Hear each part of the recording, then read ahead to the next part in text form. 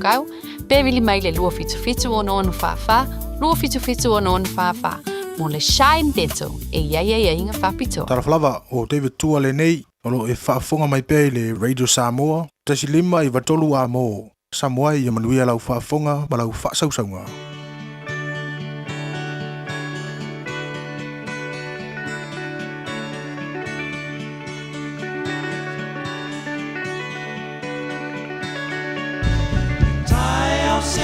Sengi le vave au ele malama le tala le mo oe le tala le mo au o Miriam Maria le makatara le tala le mo oe le tala le mo au na fata wina mea Asia le tunga mau le tala le moe le tala le moa wai no le tunga maua manoa wale o ia toe o iena la ea wale o ine o ia ai ua soi for mai le tala le mo oe le tala le mo au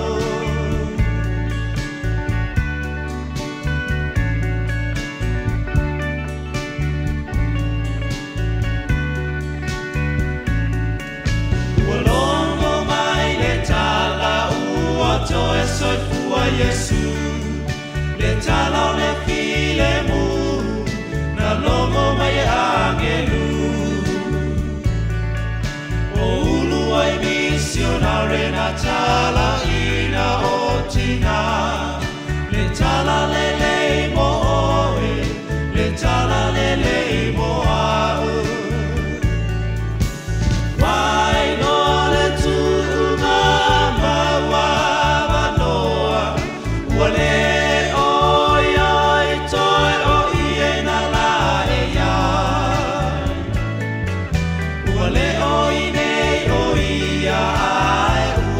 soi for mai le tala le mo oe le tala le mo au wai no le tunga maua manoa wale o ia toi o iena la ea wale o inei o ia ai ua soi for mai le tala le mo oe le tala le mo au le tala le mo oe le tala le mo au le tala le mo au le tala le mo oe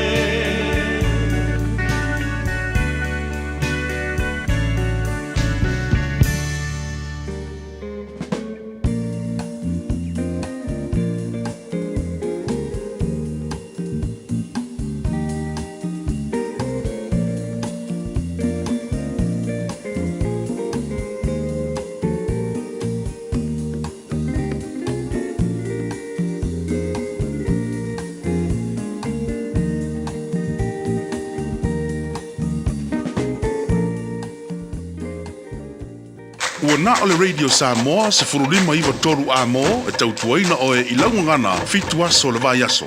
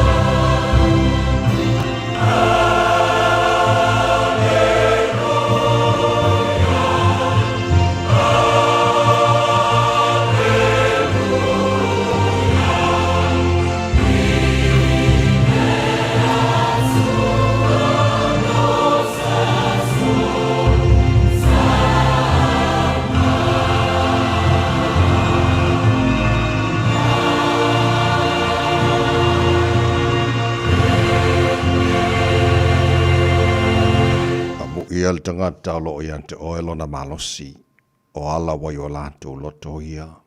Mo ia nei lātou le vanu o peka. Wa whaia lea i lātou mawaipuna. Lātou te sabavali ma le malosi e tupu pea. E loa i lātou i siona i luma o le tua. Le tuae, le tua o au. Ia e whaafonga mai i lau te talo. Le tua o iako poe. Ia le liu mai o fafonga. Le tuae lo mātou telita. Ia e silasila mai. Ia e matua silasila mai fafonga. O lena e whaawina. Le tamama manai. Ia vi ia lava oe. Ile nei tai au fau. Ua mātou sapi au whaamurianga. Ile nei asa fau wa e au mai. Ua mātou wifoi fo i uluma le nei lava tai au. Mātou pese o vi inga alanga ina lo manu malo. Whaane ne e i ante oe lo mātou tua. Mātou wifoi uluma le nei tai au. Ma whape atu e pa ia. E pa ia lava oe le atua o au. Oe lava le tupu e soifua oe ma le babau e o le whaapapau. E ifo mea umana e whaia i ate oe o le atua oe la e le vi inga o malu o le atua oe pulpuru le mātanga o fie. Whaaftai tere lava ta mai lau mea lofa. O le ola fau o mātua maua i le nei tae hao. Whaaftai le walofa, mo moni fo i matai te maile fo launga le tino le nei tae hao sing-sengi. E wha popol nei aso fau lo lato sui fua mo le mātua nei ola o mātua au li e fo le nei aso fau le aso lulu le nei. Mo lua se fulu ia i aso me o le fo launga le nei fo i tu sanga. Ta mā o mātua tu inatu o ao le mātua malanga le nei aso. Tau te maile fo launga o whai nei. Manuia whai wale awhia ngai mana tino. I le nei aso fau a ea mai. La whangiana e mātua whanau ta mā. Le paolo lava o a ao. Leo ina ma malu ti ai la to sa ili poto ya la ya onga fa munia fo ita mai faiva no fe ngai pe ma lim ta mai tai fa ya onga lo nga fa mala o ina na ya mato fa nau fa munia la tino pele sa mo na ya mato ta gata fo yo lalam papa ao iso se tafora nei kelope ya le manuia oil o mato tu ole tu fa va ele mano sa mo manuia fo nei tino ni silo lo mato no fa ma wai fa pe na tino umalava o le nei lalolangi te tolu aina le tapo inga man whaafonga na e mātua tu a sinsino na tunu i malumao ta malawara ne yaso le mafan whanau lo lofa whaafoisia pero latu sui fua lauri le tino e siri lava e le anganga o me omala whara mātua whaia ne aso faulo mātua tua mātua whaia lava ina ia fo iatu vi inga ia te oe ta mā whaamulmole whaamunia mai le tau tua Radio Samoa ne yaso atoa ua mātua wole mātua palau i ne mea malawa ala swafa manu malo yusu kiriso lo mātua li mora mātua whaola. Amen. Yeah.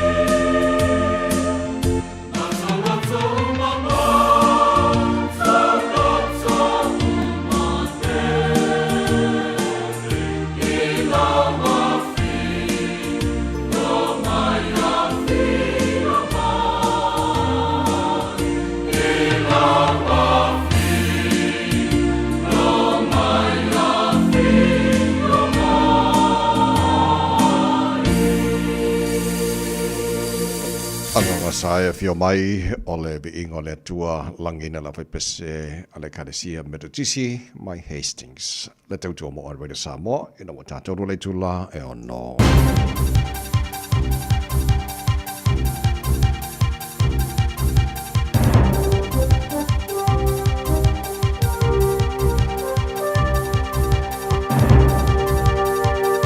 In this update, a view the government may be shooting itself in the foot with further cuts to the public service. It's getting rid of almost 9,000 more jobs and cutting entire departments to save up to $2.4 billion. Nicola Willis says her focus is on cutting back on office work and directing more money to frontline services. Public Service Association National Secretary Dwayne Leo says the government won't be able to carry out its own agenda with a reduced workforce. In any kind of delivery and rollout of strategy, public service is crucial. A feeling there's still a long path to recovery in Mount Maunganui. It's been closed to the public indefinitely since a landslide killed 6 holidaymakers in January. The Tauranga City Council has undertaken a 4-hour hikoi with 3 local iwi to assess the slips and the long-term impacts on the ancestral mountain. Tauranga's Moana Iwi's Tarania Ormsby says it's not an easy fix. And I think all people of Tauranga Moana, if they have the opportunity to experience what we have, you'll understand this ain't going to happen overnight. The death toll in the Ebola outbreak in the Democratic Republic of Congo has risen to 131 after more than 24 deaths in the past 24 hours. Hundreds more cases are suspected, and the World Health Organization fears the extent of the outbreak is worse than what's known. A handful have also been confirmed in neighbouring Uganda. Police say more arrests are likely after a series of attacks connected to dating apps. 2 15-year-olds and 2 16-year-old males have been charged with aggravated burglary. It follows 4 incidents involving people allegedly lured to secluded locations in Invercargill and attacked. 2 victims were seriously injured. The bodies of 4 Italian people who went missing during a scuba dive in the Maldives have been found inside a 60-metre deep cave. The body of a 5th diver was already recovered late last week.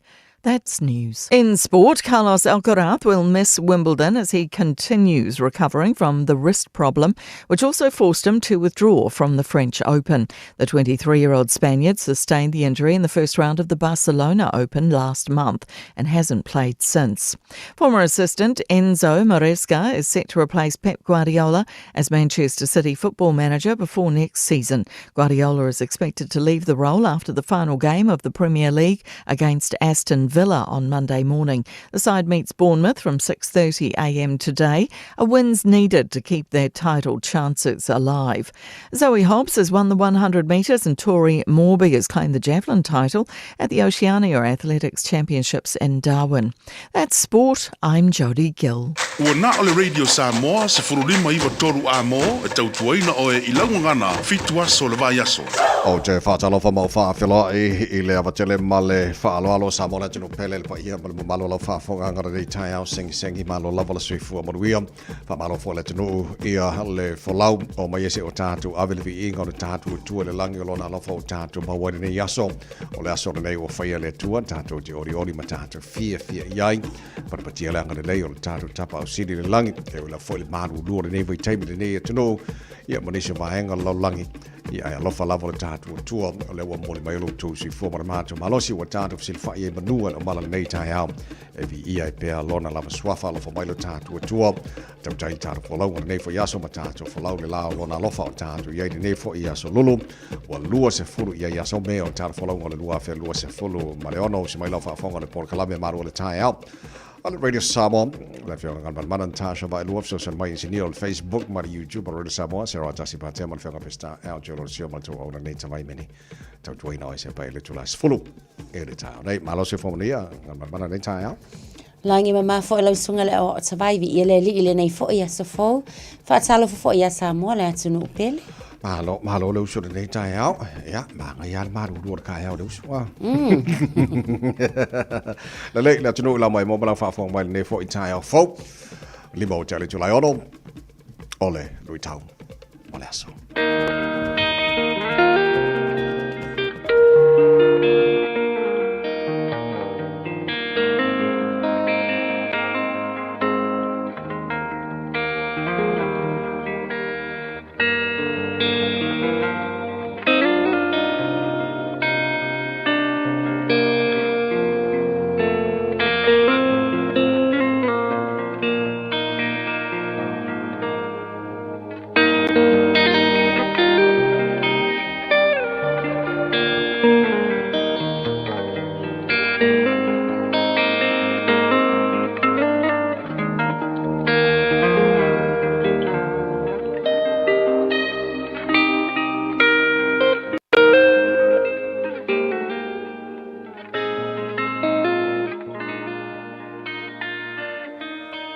tau mō le aso.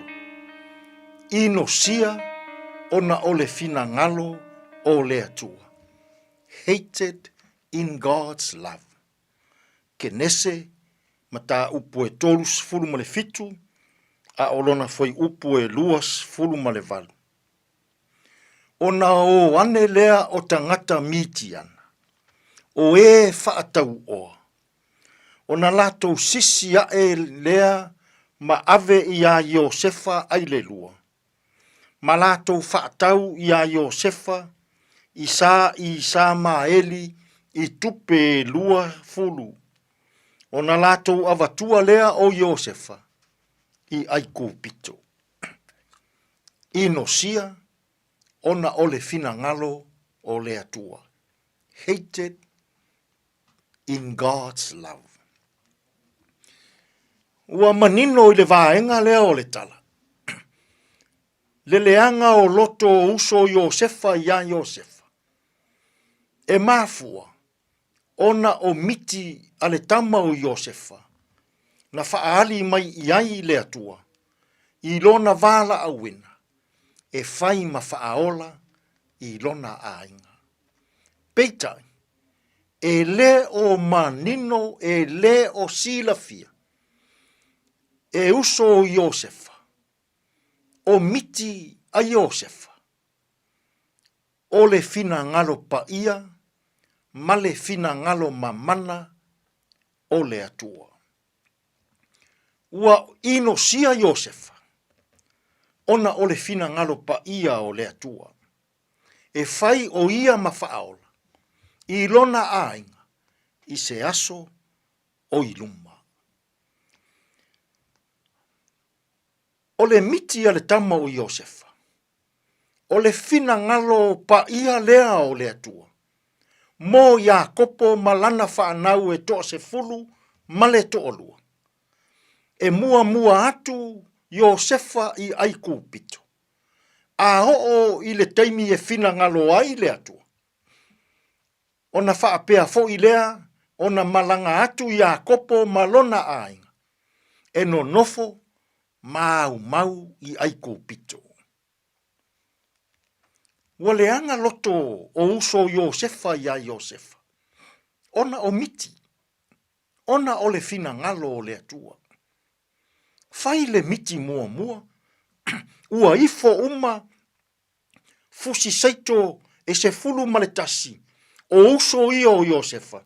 Ia Iosefa. Fai le miti lona lua. O le la male masina ma fetu e se fulu maletasi. Ua li o uma ia Iosefa. Ma tau fai ifo ia Iosefa. E le tio sesi i le ti ngā o loto o le whanau a Iakopo. Ona e fōringa mai le miti. E iai le taimi. E tau fai ifo umai. Le whanau e se fulu maletasi. Ale toia ina o Iakopo. Ia Iosefa. A o le fina ngalo pa ia lea o le atua. E iai le taimi e mafatia mati ngā ina ai Iakopo. Malana whanau. Ae ua vala au wina Iosefa. Ina ia mua i aiku pito. O ia lea. E fai mawhaaola. Mō le nuu tele. E whanau wina mai le ngafa o Aperaam. Le tama o Isaako. Malo la touta mā o Iakopo. Samoai. I nei aso. A whao ngā ina lou soifua i le ngā ruenga le atua. A whao ngā ina lou soifua i se mea elelei. A whao ngā ina lou soifua e tautua ma au auna i tangata.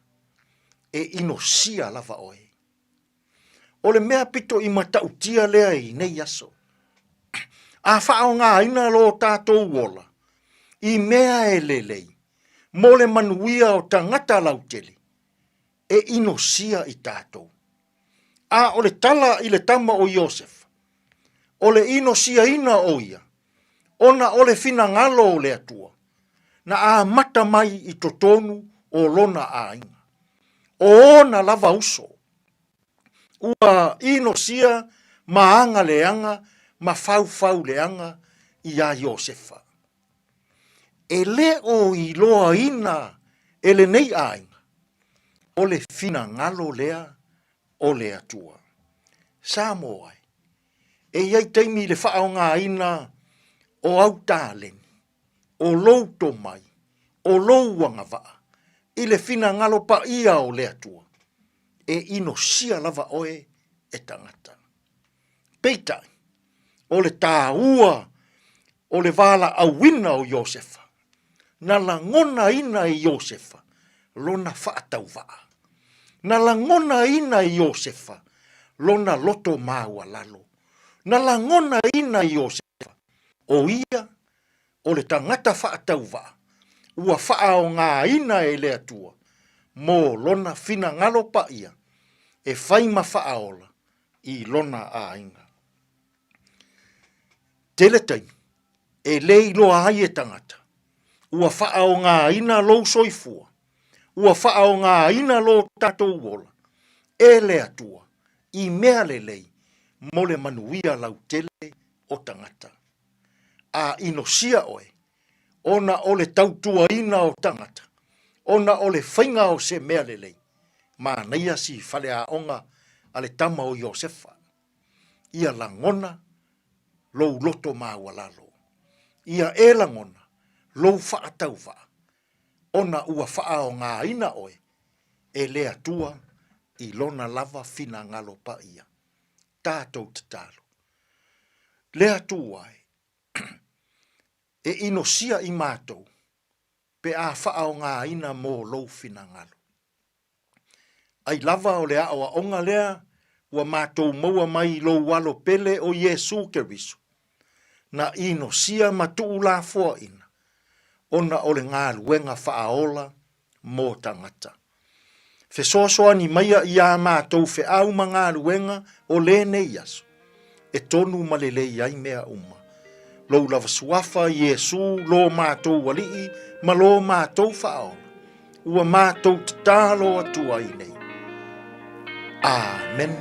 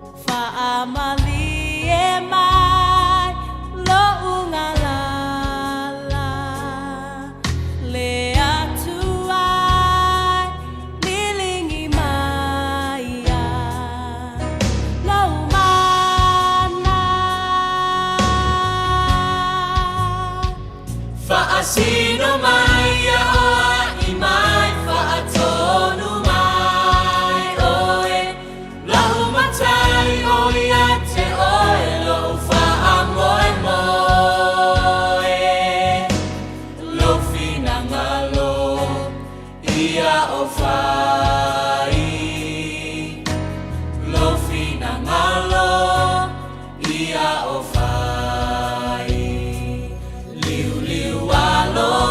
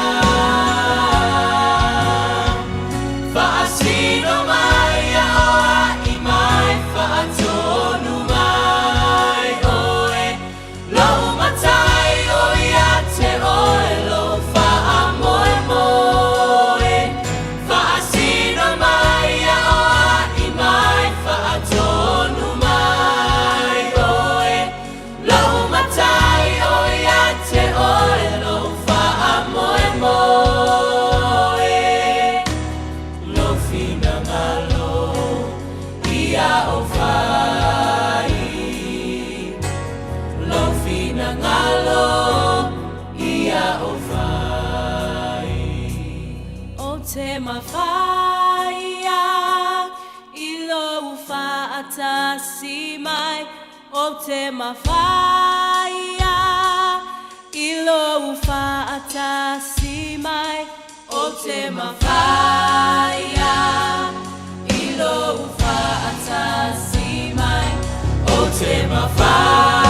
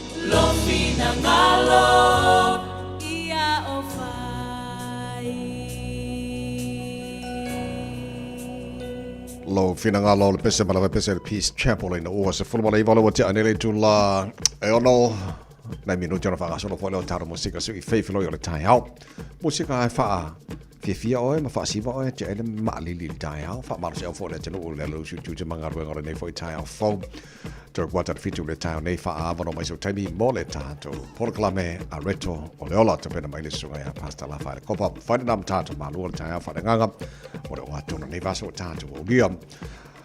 Today in history, tara vavai pone mena tupula se was fulo me ele telo te sanga vavai ole tai na fitu ile tai ona e mo fa pongo telefoning al portani ya ta fitu ya por kana fo na po fa le tai ona so lulu la to mo tato li poti mai lunga ole awala.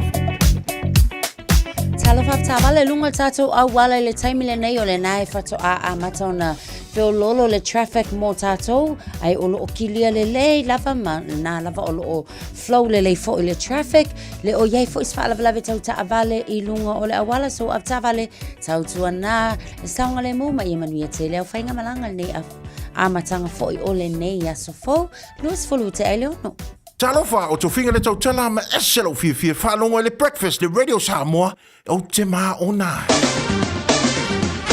Mai ka mata talo taura nei foi tai fo tama ki makaura au kilani ole no fanga leo fa langa radio Samoa I volo e marulu ele nei taimi ole tai au o matwai pongi sa le ya mafafo la to wi ai mai la mai tau we got tau le so la fa solo ina langi le tau awa oni so taimi pa ona I wanga nei so vai ngole tu matu Workworth Ange Maria Marsapidi mai sa se funu mara I volo maulunga ole ma fana por maru ole e fa ma wina mo au kilani Bole nei foi so lulu tai au pe au liam fa so poina awa walang de tau tele vai ngo au kilani tu sa le ya le maru por ma fana e nei tai au for wiva vai go yon tuatu las for radio la fa so poina awa walang de le tau fa so poina awa walang de le sto na e lang de le sa so fu so lua on nei ila baba ya tu fa no meroya mai la vai tau tu sa le ya le ma fana por maru ole e le so e pa ia le aso lua le vaso fos furuiva nei furuiva kai aus furuiva le spaile al wako le sko nga ia so sa so fu aso lua tu sa leia le oranga o tala na la vai tau o tala ia te oi ele nei foi tai au fo to to mo re sa mo ina o lua se fu tasi o te le to lai ono tu si tala band le tai au le pese tala ina fa ki tanga re sa mo le foi tai au fo le tu nga ju te manga re le tai au fo ma lo lo su wa fa ka ko bayaso o su fie ma lui fai for nea so pesena bo Matala no manu lenga nga nai on le taia o ave o le la o apuni a po I poa e sa uma lua fa asusu I la wala au sa sala le punga la au matala uau e tio fo I Samoa fai ona taio e amatanga o le aso fa popo o le olanga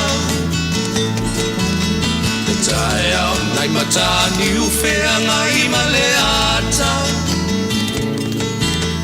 e tala le lei ua so ai nei Samoana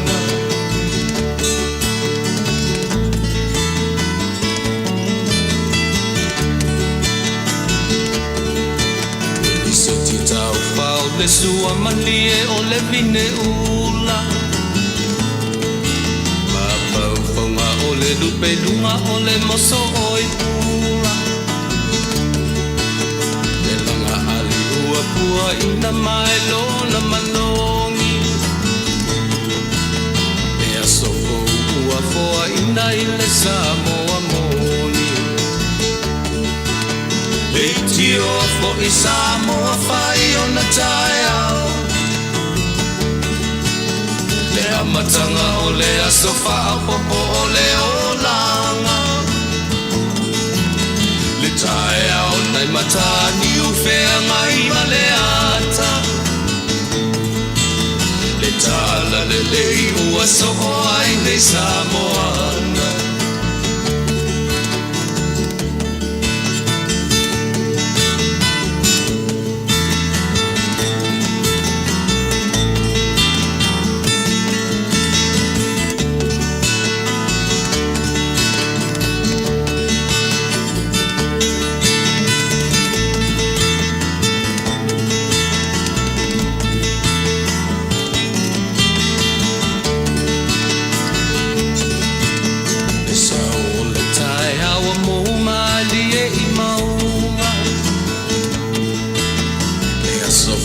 Valo ia I mapaupaunga Le vihinga ua whaako ia tuile matai Tangata soifua ua oli oli mawhaapetai Le tio po I Samoa whai o na tai au Le amatanga o le aso wha popo o le olanga Le tae au nai matani ufea ngai maleata Tala le lei o aso o ai nei Samoana Le tio po I Samoa whai o na tae au Le amatanga o le aso wha popo o le olanga Le tae au nai matani ufea ngai maleata Le tala le lei ua so o ai nei Samoana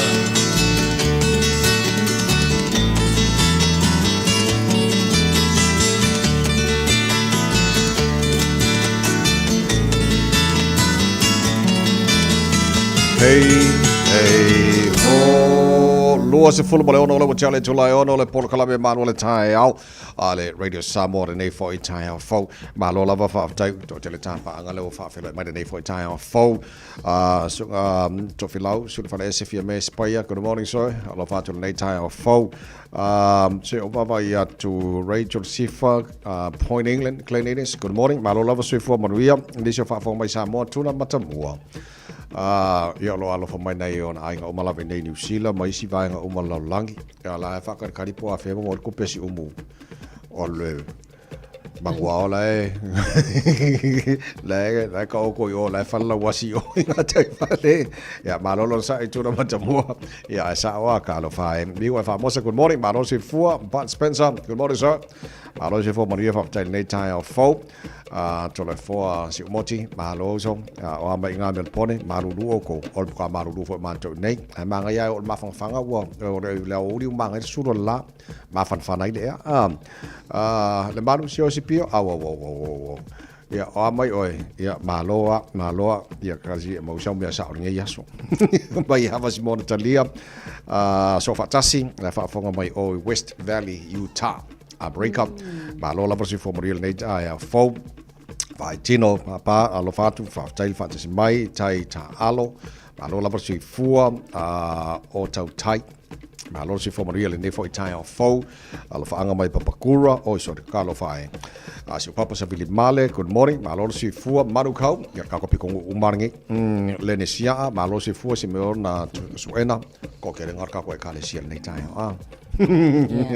malo si fo moril nei fo tai o fo mo tato New Zealand al fenga palota general election in New Zealand la sa fito November e tele vai ngolo te pena ye tato alfa manatu tele na matul tar bukalami mana ye pe a file restalam sa ne file palota fa le ol tato ayat tau e palota i fai pule o tono al parlamento o te loanga mana ine vai ngan tala no tapo kalame am tangor vai yaso o fufuanga mau le malo ile tulanga ia ile fa ititia o au whainga luenga I tono matanga luenga le malo public sectors e pola au whainga luenga public servants staimi on taru titilo lea I vaenga mafu anga wale whai o le leipa ona wha ilo nisho ana policies mo le whainga palo te taimi nei o nafilen wha te tali ai a mai ele ata ato al malo tawala mai le minister o tope Nicola Willis ia le atoanga o matanga luenga uma ma le plan al malo le titilo iai o le ala o whaingo tangata whainga luenga o le mana o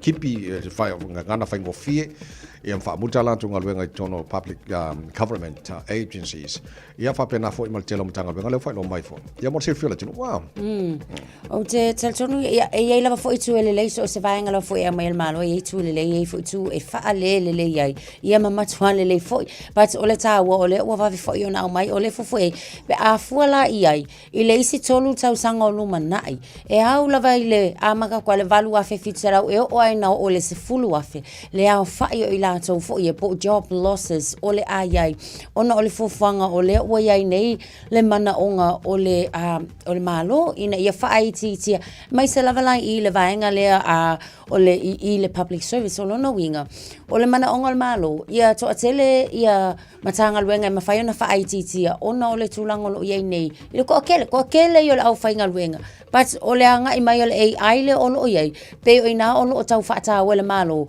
ia whai kikia kanga ka fo ia whainga luenga a ia tele le tupe ma whai ona whaasao ina ia ma whai onga koe ku ui to tono funds fo ia o lo o whaanga yo iai so o le katla o lo o iai pe a fua lava la fo I le public servants la so we are just over 63,000 lewa ia ile taimi le nei ai a fa apela e o kwa e awa inga o pe a o ile o nga fo ile e o ile ono sulima afe it's so ona ia but o le target le o ia e ka o kia you lai lu afe lu suma leva o ma fai ona ave ese le si lima fulu lima afe o le fa i tanga fa ngaluenga o ngaluenga o le am fai o nga ave ese e awa inga o le valu afe ngaluenga o le pasene o le tau tultuli se 55% o lona winga o lea lava fo e tātou tilo iai agency budget cuts o lo o iai 2% e tatau ona o tau sanga fou ia o le vaenga le na o tatau ona iai 5% i leisi 2 tau sanga e so o atu ai pe a mai al tau sanga fou a fo foi o le saving le manga o le malo e kawanga umane le cuts na ua iai se 2.4 biliona fo ile over 4 years ia ke ia nga le fakau sanga 2.4 biliona ai fia ila tau o le ama maunga luenga pe o la nga ia fisili ia wa o le fisili na tanu fisili ngel taimi nei o le anta manino le na mele malo na nafi o lo titilo ile va le valua fe male va fe tanga fainga luenga mai matanga luenga o malo o le mana o fa titia o le fa titia o matanga luenga malo le mana o merge fa tasilite lo isi matanga luenga ina ia fa titia i ma matanga luenga malo wa fa titia i tanga fainga luenga ale malo ile va le valua fe malei va fe male fa saunga tupen na por tupe faina bawa fa sauina so titilo la malo ile fa sau tupe bawa ile le mole tama ai ngo ni sina ai le titilo i tanga fainga benga po fele la tu i tanga fainga benga ba so far o le lo lungal foi numero tanga le fainga benga i tono ni sila so o le family no man nafi o tela tanga benga umba sa tala no male fenga sa usoli in nafi le fenga apito o le polenga tele ala iai o matanga luenga ale Ministry for Pacific People. Sa oala le na maila lisi tele ale na na matanga luenga umba. Ia le ala afia o polenga tele la le o tatou tangata Pacific il mail tatou point of view o tatou tangata sa Mobile Pacific ia ai fo la ia matanga luenga fo e moni lava o le wa au maile tulanga o le a vai tangata fainga luenga ai le afia tele la o la e fe lolo elo ia matanga luenga leo ia onisi o le Defence Force, onisi foi o ranga tamariki, ia o le Corrections, Ministry of Health, Ministry of Justice, maisi lava foi. But o tātou la ia o le a whea ngai tōnu lava foi, ia ma le vaenga le, ia peila ona sau no le sunga le awao, tangata lunga Trans-Pacifica, o le isi Ministry of Social Development, Inland Revenue, Customs, Department of Conservation, Ministry of Pacific People, the Puni Kōriki, Treasury, Ministry for Women, ia Internal Affairs, Statistics, and o le matua tele lava fo yo isi o vaenga le o fa manino mai o le a whengai kongua ia marikinga ingo le vae le o lo o tapena i el whainga mano. So o le ata atora na le na mai le minister ma le fofanga mau le malo le wei nei ina o mai le aswa nafi whai loa le minister tupe tele whinangalo ia mai te tai fo yo isi party whapena fo i malipurenu o Wellington o titi lo atu fo malipurenu o Wellington e Andrew Little in the Ngana public sector job cuts will cause anxiety in Wellington. Olona winga ta mo yai o se poringa tele lava mo tangata whainga luenga tono Wellington e fofanga mau le malo le wo tu ina mai. Olona winga a whalau tele e leo se fofanga le ia mo tangata foile tono le wo Wellington ia mal telo isi finangalo fo la whainga lil finangalo o le finance spokesperson Labour whapena fo ile tele isi fo party ile tulanga iai Chloe Sobrick is fo ibaenga ele o lango ina fo ile tulang so o tulanga na iai awa ele Laboris ia ele Laboris na pau fo ia lisi tu tau pi ia lo manatu ile manga ia fo ile lo fa o nga life full time le nei manatu la tele public sectors e ia lava le role e kasi ai pe ko alima la tau le nga lue a fa apenge la ka ke fi apalai se me fo ile le ka ke manga o mia va vele kali ia e apalai ku I fa mai ia viliange ia le fa mai vilia ku la le ia ai kasi e tasi le nga lue nga le fa ia la to which it's a tawanga la lua ko la ka vili ma wa mai sa o le kali o le ngai ala na but o fela o fo I ai nei tangata e kau fo ila malo ona ta pena ni si o ngaluenga fo e fa sa uni inga io ko e fa fainga luenga I tanga ai ma ngai fo sa wal ai lato va venga luenga o ta mil sanga na la langi le o ye ba wanga ia e kau fo o ngai safety plan mo tangata la ia o le avaya mai ngaluenga ta wala ai o le fo fanga mauna malo fa ingo fa ngai no le AI or even robots while in kalmo for the sky o getting along of robots for you ai kuwaika ko tangata fainga luenga sa meme wala ngai afa pela titilo le leimal va ve fainga ngalwenga AI ma robots ai le vai lai tanga ta whainga luenga po fe atua i le atina ino nei aing e al tu ila ya o ia talu on whaonga ina me o digital for le tools i mene o tanga luenga ia whakakainga la aka vilia ku ngei se vai hole e le kari maskangaka ai kari mai ke fong e masingi ia nga whaka amilo ia lo el masingi misal pe whakaroa kalangoa maskangaka le ke manga ke kalango ia e po lima mingu ke kalunga whaka amilo o ile amino le o ko inga melanga ele manga bia ele manga bia kako ele tulanga a ka vilia kwa ka ke manga ia kalangoa sa o tanga tel mela ka ke manga ia whakaigambo whare mai a vilia whare mai oi ia sa wa ia a whai te fia whai sau booking ia o mile ile mga bia ka ko inga me fapenga yes ya ole atala na ole la tatu titilo nga ia so toi fo ia nga ilvanga le na mantai le tata no nga ilvanga le ole palota la sofito November o ye palota ina fai pule mai lo tu malo ma pa ki ko ngi sile tono parlemene o o tato ia maka ko mai fai le palota yeah tawa te livanga le o fail palota te lo le svanga mana ia len famana tu nafi a faina suila tu atusi mai le pala mai talo mai na umal palota len te atu nei lo wenga kaunga inform ma fai loi o le tanga wenga fenga palota o suila tu atusi ina ia la foto lo pe palota lo tu atusi fona mai nga pe o vai ku le ko kaulia le kwa kusila so se la fanga ka ko paloka o fai langi uma ka ngo foi ngar kwa kusinga so se la fanga le on na fifolen family no mai Minister finance spokesperson labor ia le tulanga o le mafu anga lai ona le fai lord tell on is your policies and labor tell me the name o le fatel tali se ia release my budget well budget day ni sila le vas fo ala lai ilo lau ti lo atu e vai foi na bawal tapo kala me foi le o le finanga lo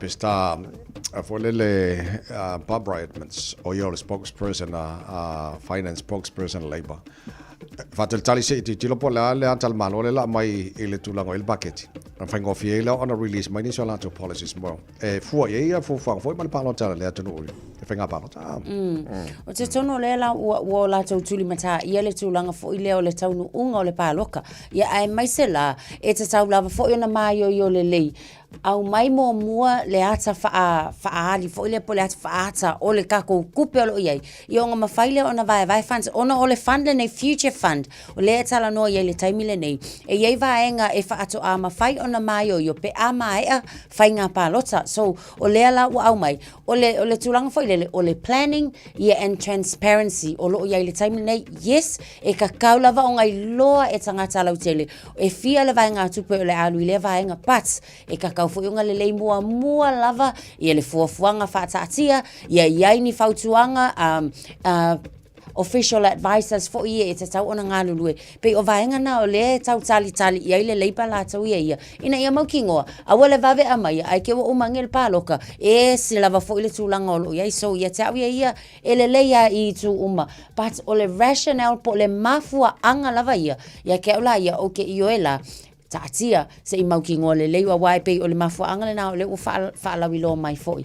Ia e tatau ona maukingo wa iai le legal advice la tau te whautua ina ia le lei ia fuafuanga po le planning. E se mai vaenga o whainga palo tala nei tae au ngomna mana jolo tasila vaenga le foi le whamanatu nei matua o le afianga o whanau foi le mtupulanga tala po mene o dating app. E lua vai anto le iei nisi na po ina leo I Invigango ona o afianga I tulanga lea o tasila vaenga tau nam toi no fouta le iai ia ma lo foi nai matua tala noi tamaiti au nei afia la to ia vai o tele mai lopo o ava nga ia fa nga inga I menge o dating ia ia wa ka ko ia so la ale kilfonge ia wa faile kusi ave ia la le ia kai milenge o ka le kele o ngei vai nga wa afia ai tamaiti a fuala e ko afa le o ile vai nga le sa nge tu ile in makako youth court ka fa apeka ika ayun ka kukua. Se fulu lima tau sanga o awalii maleka I se fulu ongu.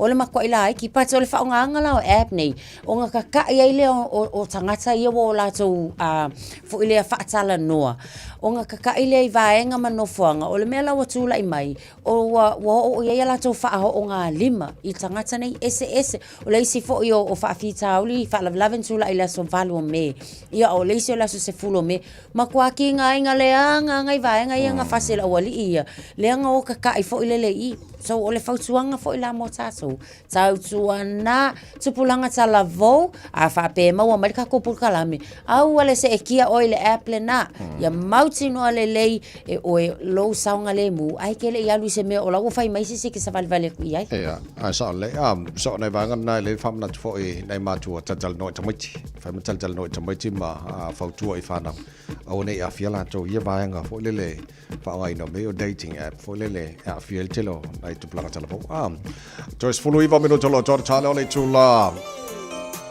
e fitu por que la ve manuel tai au ma lo fa tele tulu fa smile nei tai au fo a mai ni so fa fi fenga le tai au ma tara fa salong fa business o le sili poti mai lunga la wala tu na tuele o tatu manuel tai au fa le nga a reto le o le fo tai au good morning Tau sai fuga o la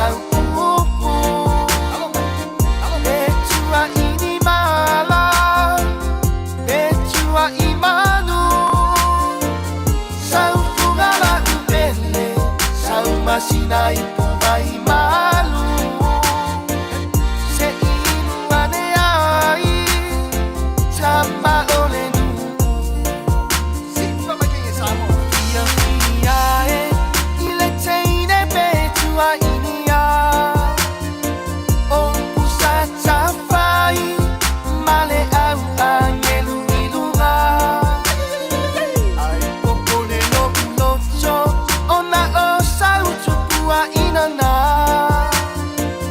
ne inilo chuma ae ali na o chuma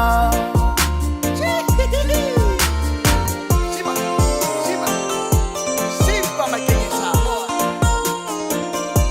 yo ayuli mai kama sapo sabia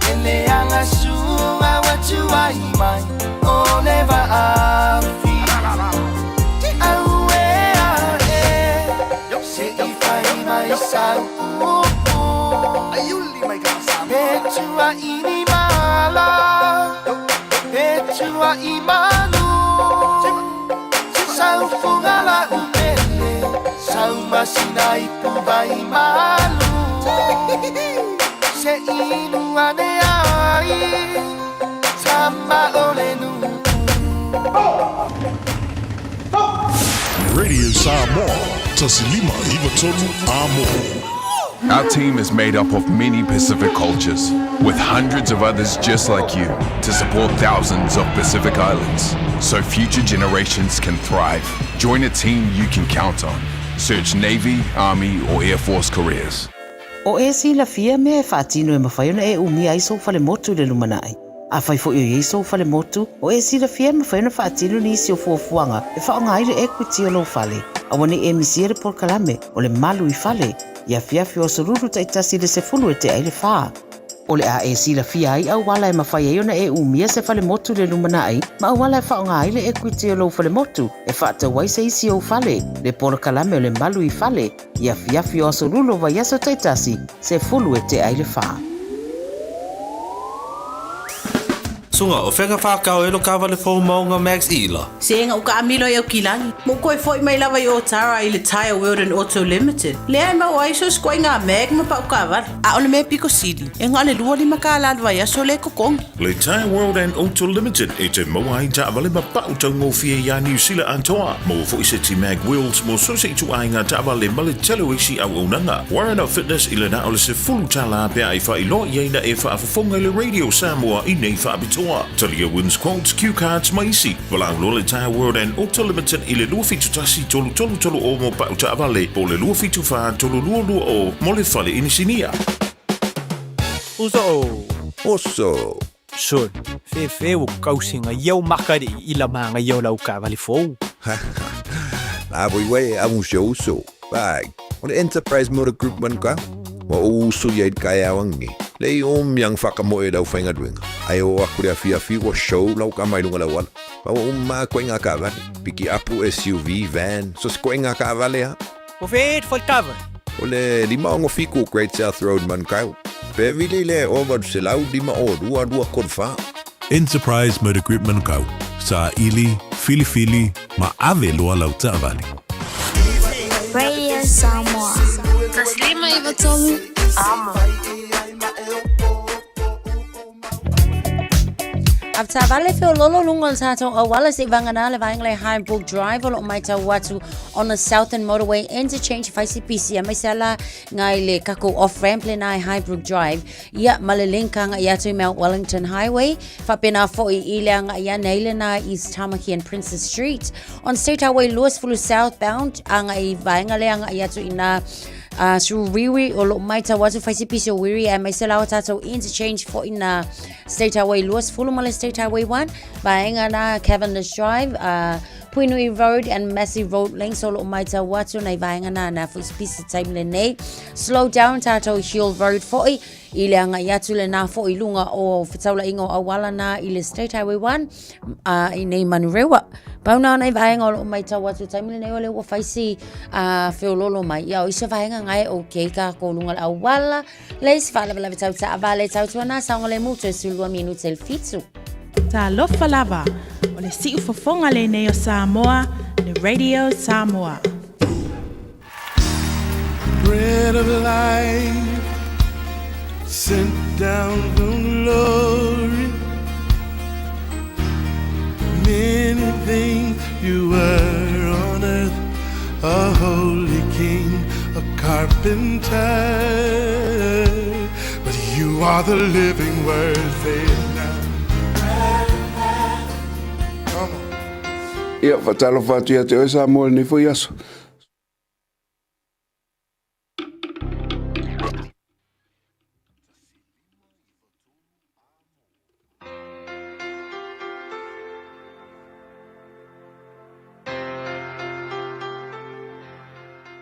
Au te whaatalo whalta te watinu, ia, mai tatu por kalame fo ile nei, o le a reto le ola, mo oe ile nei yaso.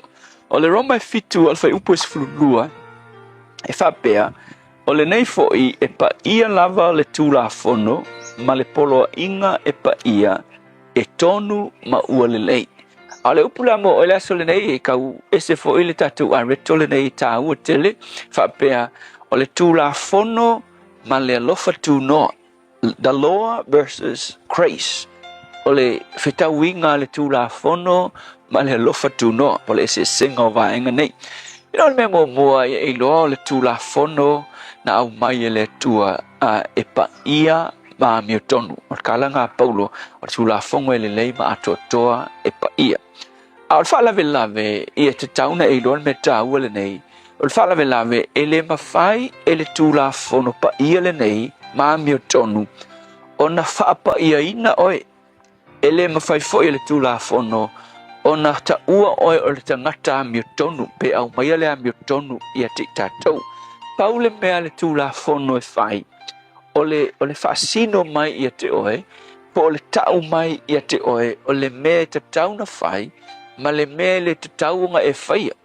For example, fate ta inga a fa pete alu il fo mai e siaki e whanongu wale seki lau whalongu e ke upe wa e malili wa e mai wa e fiva a fa pele ki alu i wa ai fo mai e ke le alu aku lo treat lo oil fo mai ma o mai le kaliki ia waku mele ke a ngela lo le mea mua le fo mai e fai e tango su e oe e le upa petani e diagnose mua oe ngai fai su e nga masa ini linga ia te oe ia pe siaki mua lo suka e lima kama ima singi nga siaki lo suka po fela iai po lunga po lalo ia fo le mea nga le thermometer le feo nga e tu i lalo lo au ia pe tu i e lo ngutu e lo ai le fever o mea lana e fa pena uma lava tu la fono nga ngi me fo ile siaki ai oe ma fa masino ina ai oe le tu langa nga ai oe ai le ma fa e mele na ona solving alo fa fitau ni paule mele fa momenta e fai ia male me nga siaki le suka e fai o le ka uma le ku langa nga ke ai fele me o ma fu ai nga ma ya le me o ye lo ma ai le ma fai e le fu vevela male me nga e fai lo suka o nga solve lo fever e ia le solution e ke mo mia e fa pena uma lava la ia le tula fongo o le tula fono always lava na o le fa masino ina o tato wa ki kilo le tula fongo e lolo a boy o utanga sala wa me ia le fe mai au ke fai ia e kelenga e fa senga inga mena leo lailo volang ta mai mesa e ke vai ku boy pero que ui ele mele ai le ma fai se malosi tu la fongo pe ese mana tu la fongo e fe so soani e pa wal mel tu la fongo e fai ke vai lo ia ngo le fa msingonga o e fa masino tangaka ke le tu la fongo ai le ese malosi te pa wa mai ai ina la fa te ingol tala ile te ni fo ile fa finele na mo Yesu amori lua o mai lo kanga ka mai ia Yesu wala ku va ai fa finge wo mau amori lua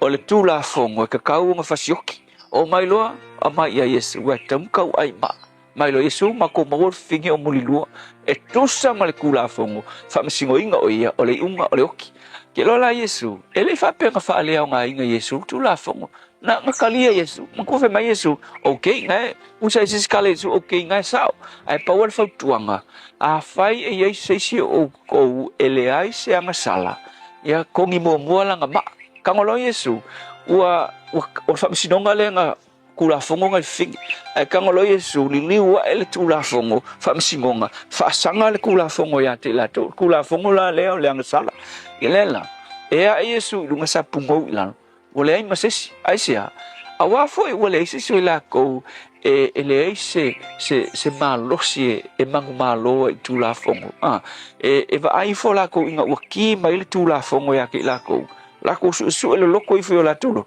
sole e anga sala fa fingel muri lua a ka ko fo e ai fo e tato me se e ai fo me ka ko fa le tonu le la wo ese la to wale ma fai se so la ko o nga kongi se ma ai sia onga ole tu la fongo always fa masingo fa sala a le lofa tu noa e esela le la fe mai lo Yesu fe ka makai nga mai pingi oeli mai fingi ole ai ses mai lo mo Yesu o afo o ke le fa sala pe ona fai ai tu la fongo ai fa ya ki te oe alu winga ngi si upo Yesu fe mai alu awur ko yang sala winga fe mai Yesu ole kula fongo o ke le fai e pe fe mai kula fongo fa sala ia te oe ale mea ku faiaki ia te oe o le lofa tuno winga e mua le lofa tuno o tangata fa sala nga o mai marifingi nga mua le fa sala le se senga lei tu la fono ma le lofa tuno le lang fe mai Yesu alu aua e te toi nga sala e le o ku la fongo nga trita ia Yesu le fine ina ia maua le amio tonu a o le lofa tuno o Yesu nga mua nga maua e fafine le ame tonu male pa io le tu la fono le tua fafitai ya wa onga ele taua le maua lunga o lo lofa tu no matou soli tu la fono au matou maua le lofa tu no ona o Yesu fafitai Yesu amen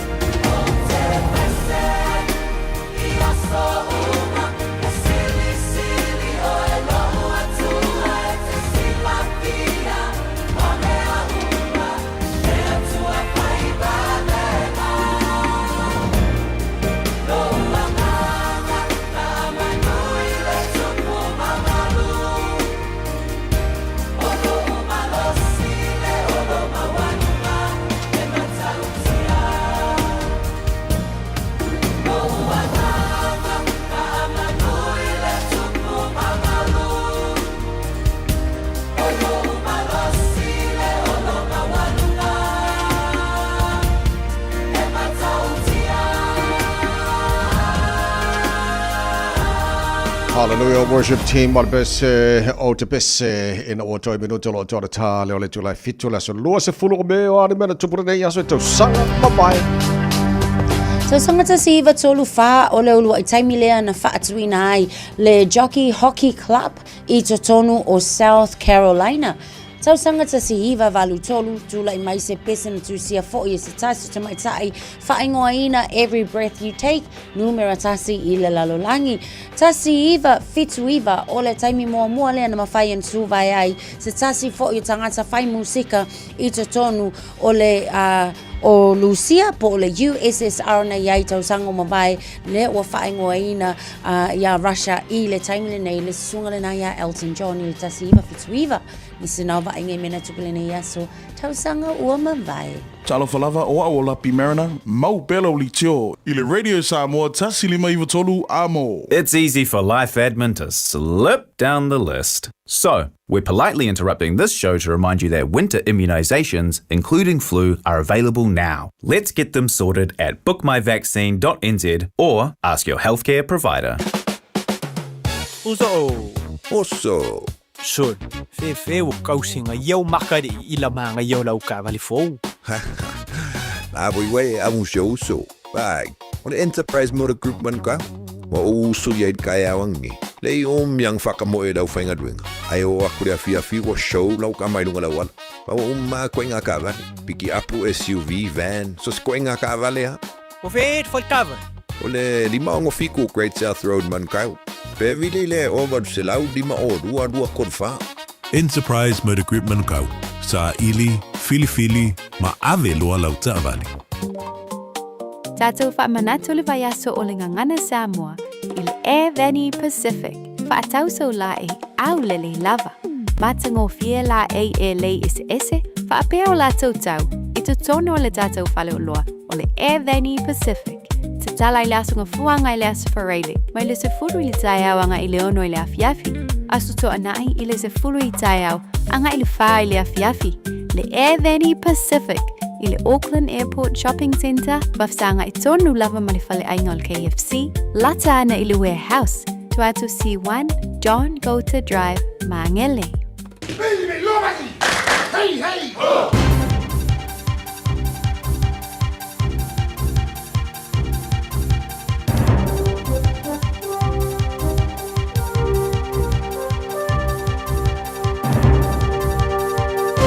In this update, the devil will be in the details when it comes to the government's public service overhaul.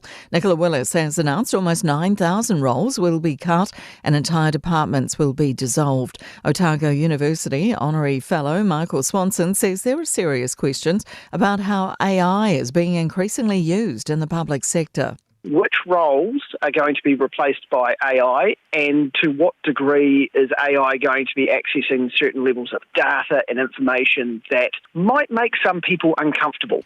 Expectations of a subdued housing market with uncertainty caused by the Middle East conflict. ASB's latest housing confidence survey shows just 19% of respondents expect house prices to rise in the next year, down from 30%. But most still expect stability in the market, with prices remaining flat rather than a downturn in the coming year. A reminder for drivers to stay vigilant as wintry conditions loom. Fire and Emergency says it's been responding to more black ice crashes than usual this time of year, particularly in the South Island. NZTA South Island Journey Manager Nicole Feltz says slippery conditions could hit any part of the roading network at any time. It's really important to drive to the conditions. This could be simple as slowing down when you're in ice with no conditions, increasing your following distance, and make sure that you're very careful when you're braking. A group of little spotted kiwi are returning home for the first time in more than 100 years. After 10 years of trapping, Real NZ will relocate kiwi from Kapiti Island to Fiordland's Cooper Island in 2028. 5 little spotted kiwi were initially moved to Kapiti Island in 1912 after fear they'd be lost from the South Island. Dairy prices have risen another 0.6% at today's global dairy trade auction. Whole milk powder's up 1.2% and skim milk powder 0.2%.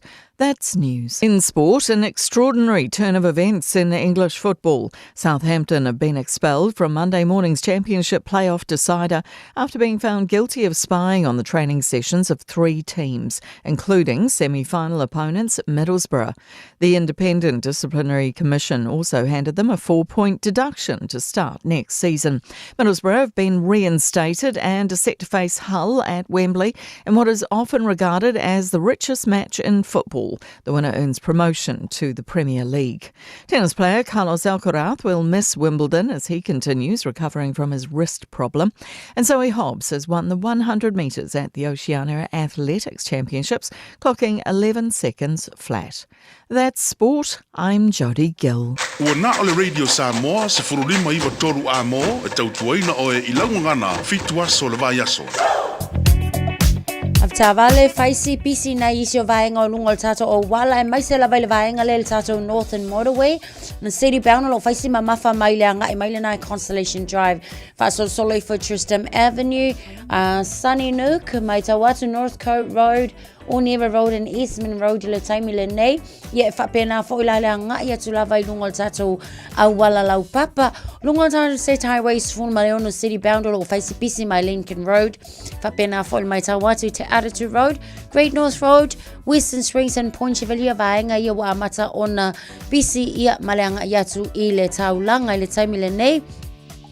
Mai ta watu tato lungo le tato State Highway 1 southbound i le tato whaitulu nei saute takanini lo faisi slow le taimi le nei ia mai se fo i Hill Road, Redoubt Road, Papkura anga ia tu Drury o leo lo mai ta watu nei vaenga na faisi slow mo tato lungo le State Highway Luas Fulu o lo mai ta watu fo i southbound faisi slow mai i ngā le vaenga le na Waterview fasu solo fo i Mayora Road Hillsborough, Leisio vaenga o le mai ta watu State Highway Luas Fulu Mount Moscow, Mangry Bridge ia malanga ia tula na anga ia ne wiri i le taimi le nei o le taiao. Nisi na vaenga apta vale tau tuana, tau sisi lo saunga le mule wa ono minute te ai le fitu. Radio Samoa, tasili mai batolu, amo. Radio Samoa. Tasilima i tu. Amo.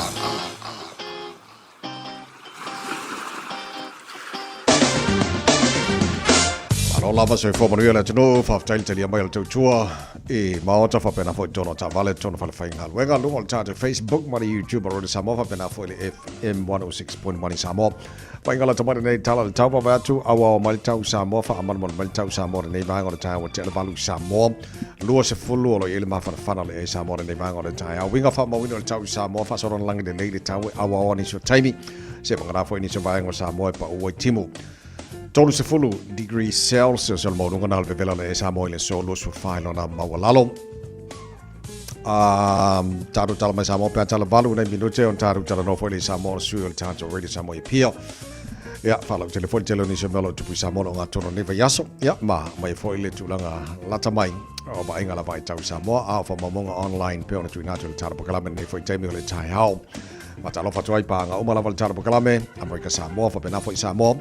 Ja, ma le fa fonga lunga le FM 106.1 Radio Samoa pia ma lo la pa se fo maria ele nei foi taimi ole tai hao talo tau New Zealand nei fa talo fa malo le tino so se vai ngona motu saute tado ma futal nei tai hao langi de Lely Tau Westport se fu ono ma ngona malu lu langi de Lely Tau Wanaka puaoa fo inisio taimi ole tai hao nei se fu tolu ma ngona malu lu fa solo na awa langi de Lely Tau Timaru se fu tolu ma ngona malu lu Queenstown Lang de Lely Tau le som fu tolu mo ngona malulu o maru lang de Lely Tau fu tolu mo ngona malulu Nelson lang de Lely Tau mo tolu le so fu far mo ngona malulu lang de Lely Tau I Kaikoura fu lo mo ngona malulu le so in Mackay ko lang de Lely fu Tau mo tolu ni yaso fu lima mo ngona malulu le so Greymouth lang de Lely Tau wo fo ni so time le tai hao fu far mo ngona malulu fa mo wina mo Greymouth le so Papa to Blenheim, lang le Lely Tau mo Joseph Fulfit mo ngona malulu Alexandra,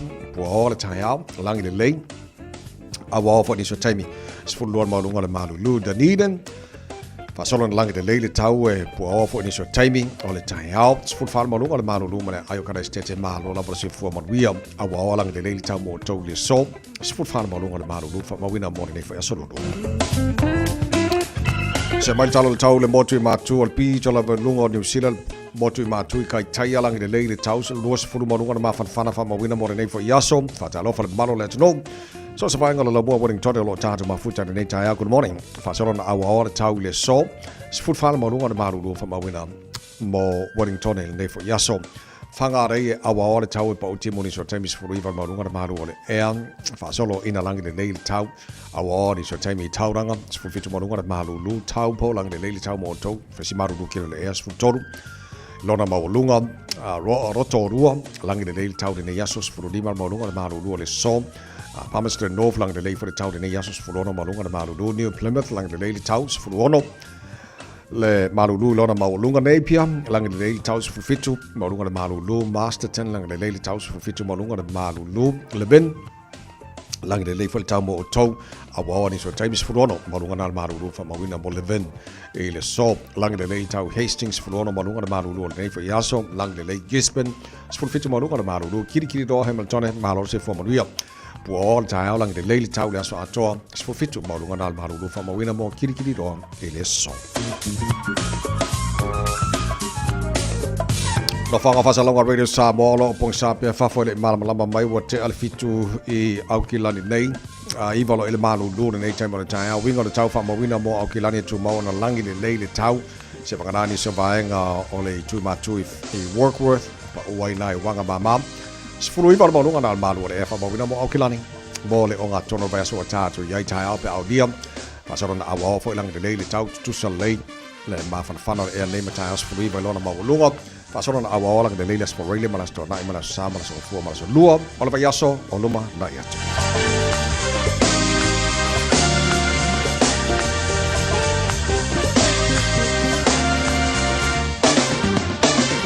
Pa mo bonga o manao tu ina mai la mai tau le nei foi taimi ole taiao ole tau tu al radio Samoa e na o se fulu mal tasile o te ai nei e a le tu la e fitu ya ole taimi na ma tu nei New Zealand langa se ka ko kai mi fa mole mole msalo la o fa ile lancho al banga lai o America ya wala fa so wala to fa talo fa tu malo le tu to tele tato fa talo fa mai lo tato Facebook mari YouTube radio Samoa mai America ya ai wo fa tu ta mo fa tanga o dia nge ka so se mako ipuki o kaya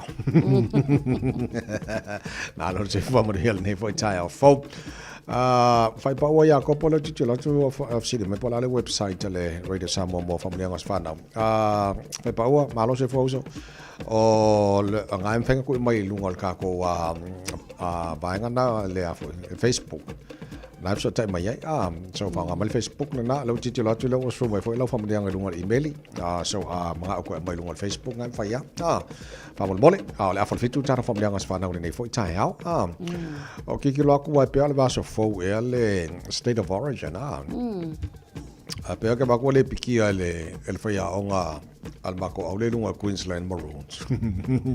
Ya le sika ka kalo le Leia le al Broncos ka le o Reese Walsh.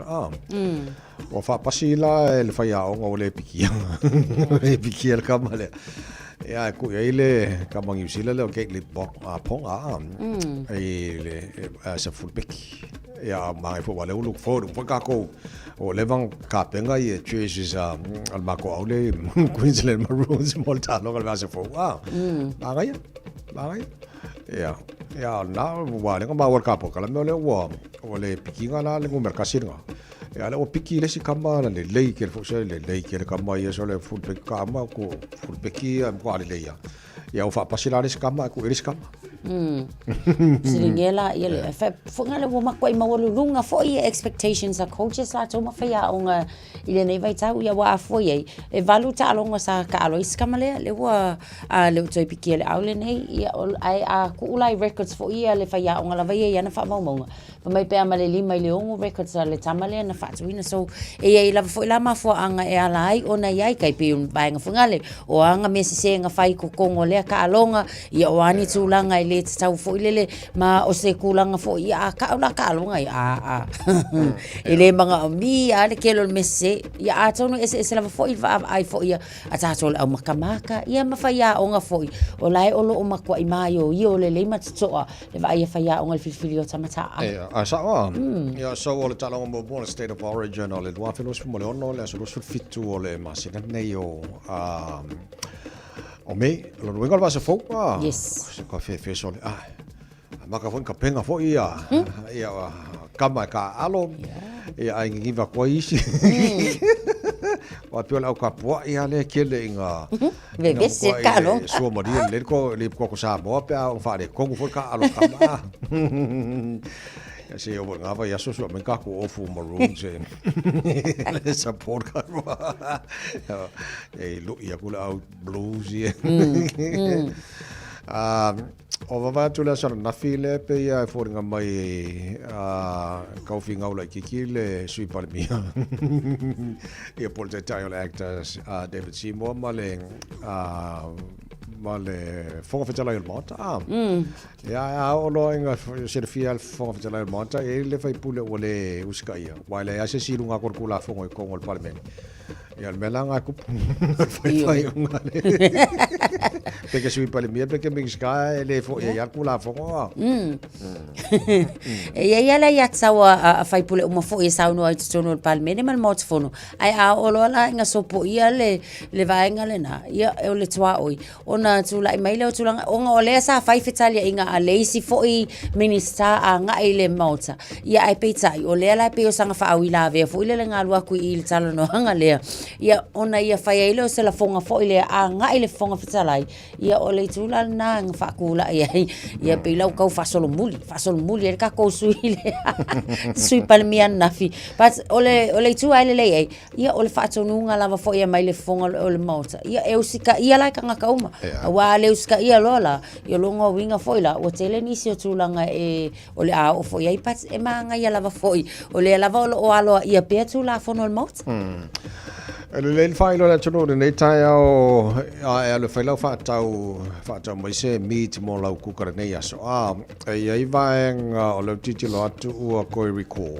ia pe avesina mai ona le sanga de mo fonga ma fala tonu ya me se ka ko fi kamale o le pork ole na le fa ingoina ole Hellas sweet chill pork tenders ia ole tato ta mafalena ole o toe fa alawi lo mai le taimi le nei po fe lava foi sa e fa tawina ia mauti no fa mole ko fa foi i le fale o lo na fa tawina ono lo ia lava foi na ia afianga e afia ai le soi fo malo lo ino tato so po fe lava na fa tawai i le weekend ia polinge foi amatanga vai so eta sa lava foi ona toe o i fale o loa o lo na e fa tawina ai na ia mauti no e le afia ia o e malo ai puinga ia le New Zealand food safety mo saunga le mo tatou ai alanta ma fa lai ma wele saunga le mo fo ma fa la tunu ia e ana fa ilo mai ana le fo e ala fa ilo atu tatou por kalame ina no fo ilo ile tunu ma utangia ia one fa ta winda so se ta ma fa silfia le New Zealand food safety le o saunga le mo ia vaanga na tauna o ele fai unga tauna fai o lo ele label best before ile aso ono o uni lo na winga la ia mautino le tato siaki le pe fa pe ngo mang fa ka sa le ia malo fa tai pasta apelu i fo uso fa tai le fa tala fa mai lai o Melbourne e kwa ma fo me o ku ngi kai of la fa pasta fa tai le fa tala fa mai le fo tai of Football lo tja dele tula fitu la fa fonga por kala me manual tai au radio Samoa mar bana tolo mar mai ordinate tai au ave sau bi inga le tua fa tai lo na lo fo monia se folo tu se fumo le manta malo si mene fa fi fianga tai au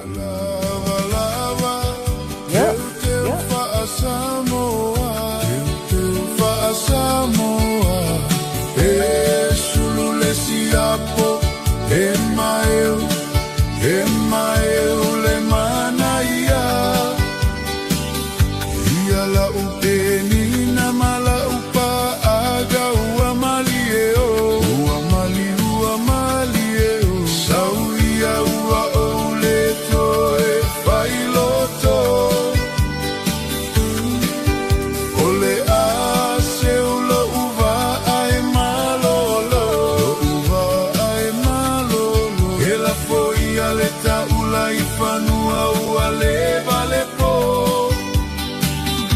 Ia whaatalaya, ia whaatalaya, ia whaatalatala, ia whaatalatala. Au mai se tala, mai leua le sie. Leua fo I mai, leua fo I mai. O lau malaga, sa e tamilo ia Samoa.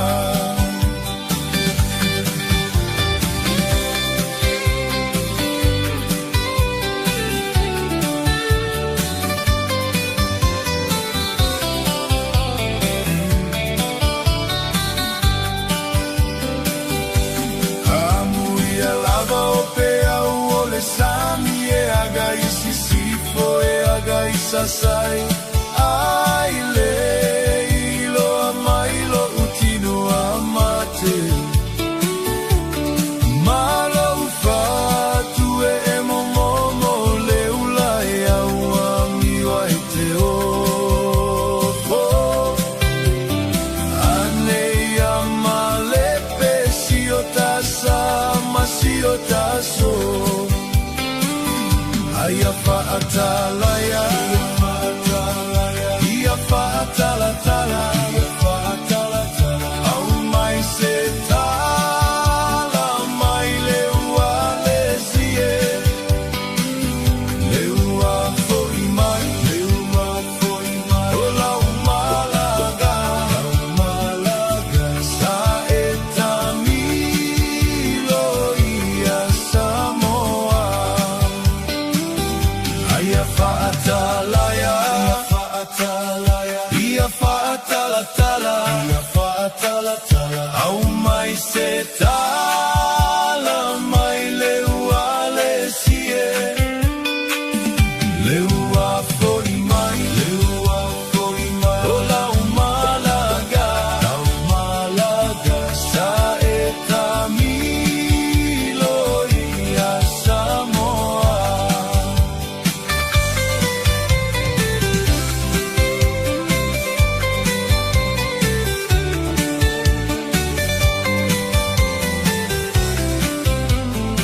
Talafalava, I'm Annie Pulitiwatua and you're with Radio Samoa 1593 AM. Just think a minute.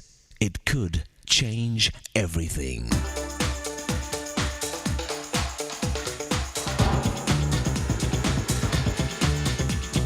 Think a minute.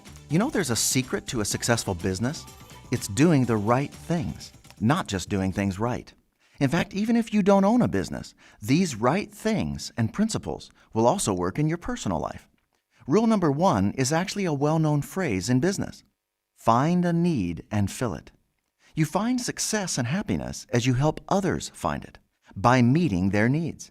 Obviously, you can't give what you don't have, so you need to learn what you're good and skilled at doing, as well as enjoy doing, because a person rarely succeeds at anything unless he enjoys doing it.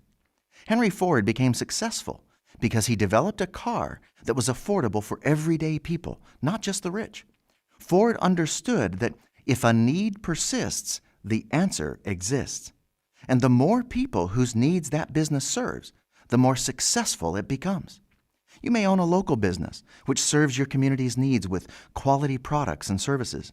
Or you may be a doctor, teacher, carpenter, musician, salesman, or one of many other professions. So you're filling an important place in your community by being your best at what you do. You're making the lives of others better through your skills and quality service. This leads us to rule number 2 for success, which is do for others what you want others to do for you. This famous golden rule is a law and principle that works. It's when you treat others the way you want to be treated that you find real success, both in your career and in your relationships with fellow workers, friends, and family. So you can follow these first 2 rules for success in every area of your life, both professionally and personally. So why not ask Jesus to forgive you for living your own way? Then give him control of your heart so you can follow his plan for your success in the business of life. Why not start today? Just think a minute. If you'd like a free CD of our top 40 programs, write to us on the internet at www.thinkaminute.com and catch us tomorrow at this same time when we stop and think a minute. Radio Samoa, tasilima ibutulu, amu. Radio Samoa. Tasilima ibutulu, amu. Lua se forma fale wa tia nei lei tu la e fitu le o ngā tono vai aso tātu iai kalmal mana fata se mai le whianga le alo li i o sui fo le tātu Radio Samoa e pia tātu tātu no le o ngā tono nei vai aso tātu o di Fatalo fatu la ngang fia la wa fionga kalmal mana le tai au ma lo le soi fo manuia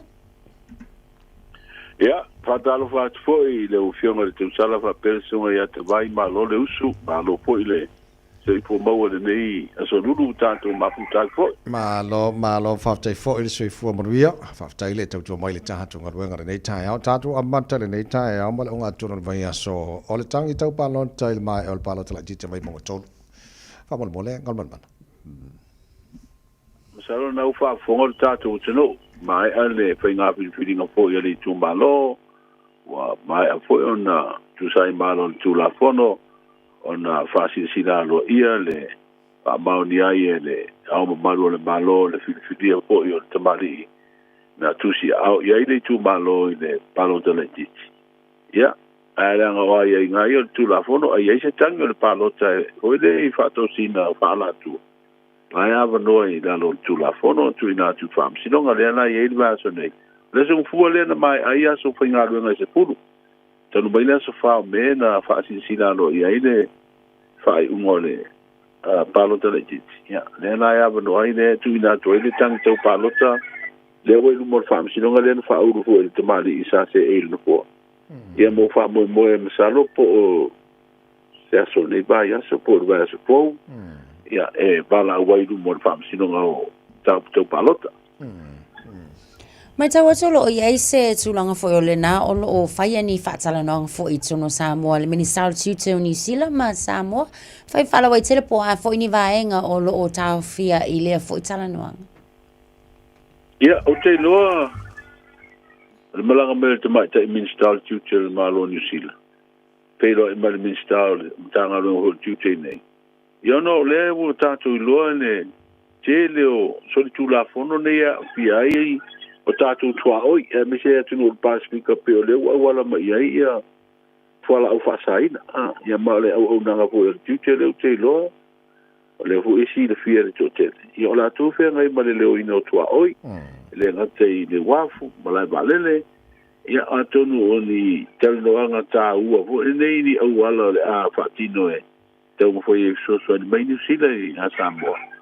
I le leo ina o tātou tua oi, ia wa lea ua, mautuni si o vaenga fu o te pena pe o te fautu songi ia o masini fa ata malo losi po nei matuai do le dei po ai tu ai ngo lo ia o mai tono le teno le o mai e mamundo fala o fasaina ia tonu masisi o nanga tau le o pena do ngole a pena ona so ni mai ko i asa moe patino tu langa le maute lo o tasi leo o vaenga o ave i aile sila mamau a ta i o malo o Pasifika o fie matato. Mene o whala o whaasaina ma whaonga i o tato o tato tua o e whaofi mai ai. Ia wawa i tato wa i po i o whaonga mo me o wa moru o nge moru na lore sami e avene e alo mamori ia mene. Ia i e tunu uia pe o teritorio whalani i teiti e matunu uia e te latu o leo melinisia pe o ina ne e whaau i mai ai na aveire o i e tunu uia pe o New Zealand ma Australia me te Australia rana winga e whaiasi e se fu i o awala ma me totia i o whaonga i la tu fu ina ia fie le whai o whaatau inga i whala o whaasaina e whaatau atua i tangata hu o la e mana na iai Malo fa fatai ngan man le mata watu pe to va yaso mana yaso on fa na tu le tu to tasio tato malo ya tato tu fa tasio manino le mai tu tuila Ya lo venga pe kasi ala so tu nga va le ai ai o mau tu mal telo si foi por kala ole tu to tasio ni tu sanga. Ia, o le tala noa uia le tala murumuri ana mo mai. Wa le sa fu e lua ia tu ia de ro le o mai va ai o tato motuisa. Ia na tato va ale la a to sinio. Ia te ni no la ia wa e no futasi. Por pe faini hit se lua pe a lua tasi le hit. Ia. Al tu langa na ai te ro la wa wa ia tu ali I tapena nga futasi wa lu ko ni. La wa ia de va futasi na so mai nai le fi anga sa lua le moto manon tai. Ia le fi anga toa mua le tu rina. Le fi anga pia le latu sa fo le wa sa uni tu nga va ia ma le tu va fu e tasi mai ulono le totolo te mauri. E da ma le sa le ai te walo fu e se vai ngo malu le malo mal vai ngo le tine buma fa la fa fu se. Io te lo va na le ai fai la tu tapena ngal te mille e wa le fa mo tu nga potas.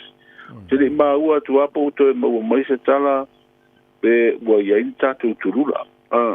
Ya wa o te kairo e al sio e ini fiu anga sa fa la tu turula.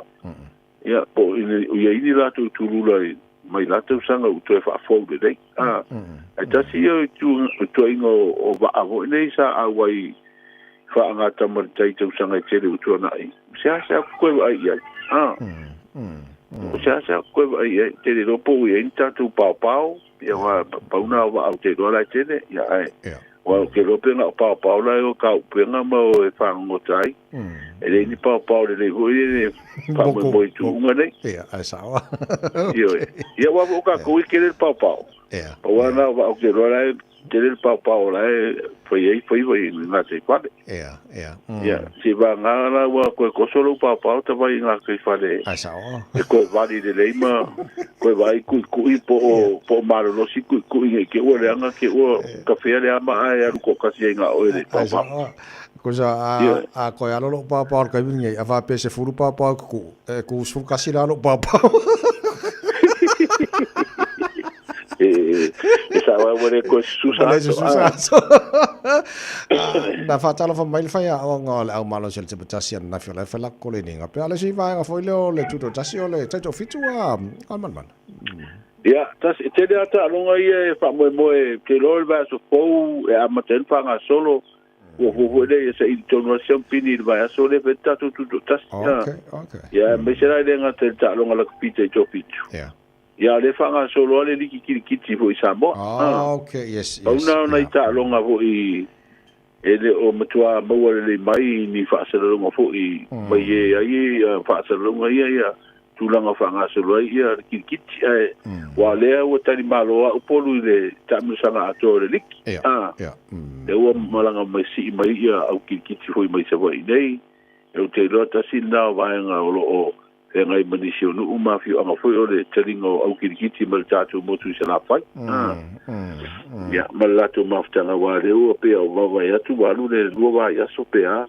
talu na fanga solo le kirikiti ya o te lo ta sina ta longa o le fanga solo o le fa mo wa le va so fo le va so murmurio me le fo ai des foi le lu fu wi va le foi ele solo mi la va auta alo ta longa se le tu sinio mo fa mo stato tutto tas ya foi da ta longa e pia ta sinava na le tu meta ia tu na va so mo ya lu mana ia tu ile masina fowe fa mana tu tutto tas o le si va nga ta pena nga le wo mo tino le wo fa manino mai fo ia le fione di pali bien la va ya so I le fo mo tu stala so ma o so fo ni todo tato fo e tasi ale aso malo lo le o mai na le aso mo fu le aso mo mua okay o no vinga la o le aso lua wa le fa pe aluanga o no vinga la fa pe fa tino anga lo no le pe o vai aso te wila pa nga so po kala me la aluanga ya o te dola a tasi le aso malo lo o lo no vinga o te le lo ia ide o finga lo ngal malo pe se la tu aso malo lo tau komisi o imeta o commission holidays pe fatino ai de solo na rua mala solo na to Al vaenga ia vaenga ka kure tu mai o le mai ai se me malo. The private sector. Ia e kuia pela ue mala ala pe finga ba. Longo winga lai pawal me wala le ia so te vai. O ye o tele tatu so te inga te konolosi. Ia e ke finga luenga mai makamaka le ke pungi le live la sa. Sawa. Yo if you feel the pure so I like ngofo fo skuli bango le mai makamaka I finga si wala fai mai muno. Ia o si bang swinga tele na le vai tau tatu tu tas. Male. Wa tele ia de le ia so te inga fo ele tele vave wa. Foi tatu mo wai ata o le fuafuanga maria tapelanga te lo fo tele la fa nga ia so te inga mai mai moai ia mario mai fo wa tatu o wala le we tele tavale o te lo e ta I fo le ono tai o le ko sa ska wa le mulu le so mo mo e wa le si ba na sa te le fo nga I sfinga malo mo vai te fo me se wa fo le so mai na mulu te ta mi lo mo fo le mo se si wa le so ye ta vale ia wale si le fia umba ia tau te olo I marketi le chavala ia sa olo te mulu ia kasiara wala ya wa sa faila so ia ta ua ta vai ia ta sa vali vole le sa vali le tai au sa ka ko so vole nga kai lunga e lungo sapi sa vali vai tu ale nga e lungo kama polo kasi ma vole ta mulu e to fo mai ia so nei ia ua le mo stu langa na se banga na te ngaru le la fa nga ai o ta vale la lo le wal ai te do le matua tu sai au te mulu no ila so mo fo ia malo va te tele va tula no fa ile fo da tino ta pedanga mo ta tala mai samo pa ta ba fa mo o le wa mai se tu langa fa la we tele fo ile fina ngalo le malo go langa lo ina ila te inga al tu pe tu tonu po le Central Bank of Samoa fa sangale le o nanga ne u fa ngoi no le PG Wealth sfut fa mo rianga fa to sina fa ala tua e fa nga I tupe mata mafua wa tu ia I fa pule fili o vai mo ngatoru o lena tali ele sona na fi se sounding po ele sunga maria to moli le lua maria to tu si to fingo le ampasa le malo se pania ia ma on na fi po ma o lunga yo tape nga ko si foi ma onga tulanga lua le tenu sa awai le te wanga o tu singa tala solo malau ia il fam de tuino le masu te sanga ma le aso o sa tongo tu stala ma le fa sa la u le te sanga ta vai malo la tino la mai mo la fa fonga fa la tele taru tala ma pa tala valu le tai nei ma ta wato lo I pela ta inga mo ti mo ga fa la tino ga mal io o le ina fa tu ngo ti mo ma fa lo fa ma si pe o lo fo no mo si ta tu no ai o wingo le tau le nei so dulu o le fete ingo se vidi ma ti mo lo to pe so to Samoa mai au mai au ma ti mo ga fi ai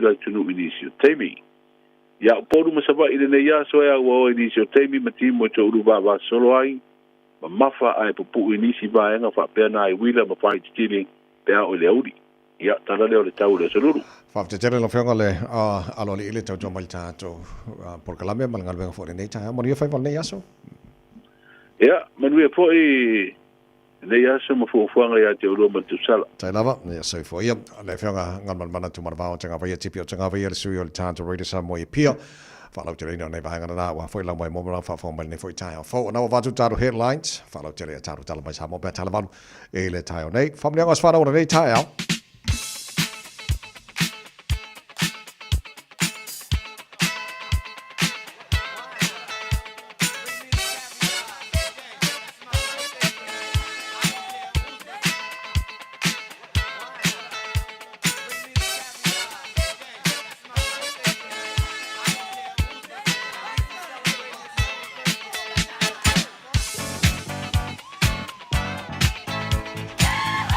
Tolu fitu tasi lima iwa tolu le telefoni nau matala mo oe mo whamanianga as whanau o le nei fo I aso lulu o luas furu I aso me o mo whaila manoa lunga tātou I meli. On air at radiosamoa.co.nz.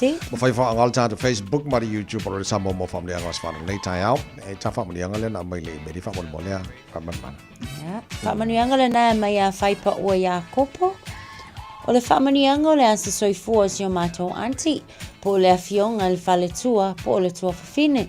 O le inga ma le whaafetai e whaafoi le tua ona lana tau singa ia te oe. O lo whaanga mai o ainga i Samoa au se talia mani sila nei.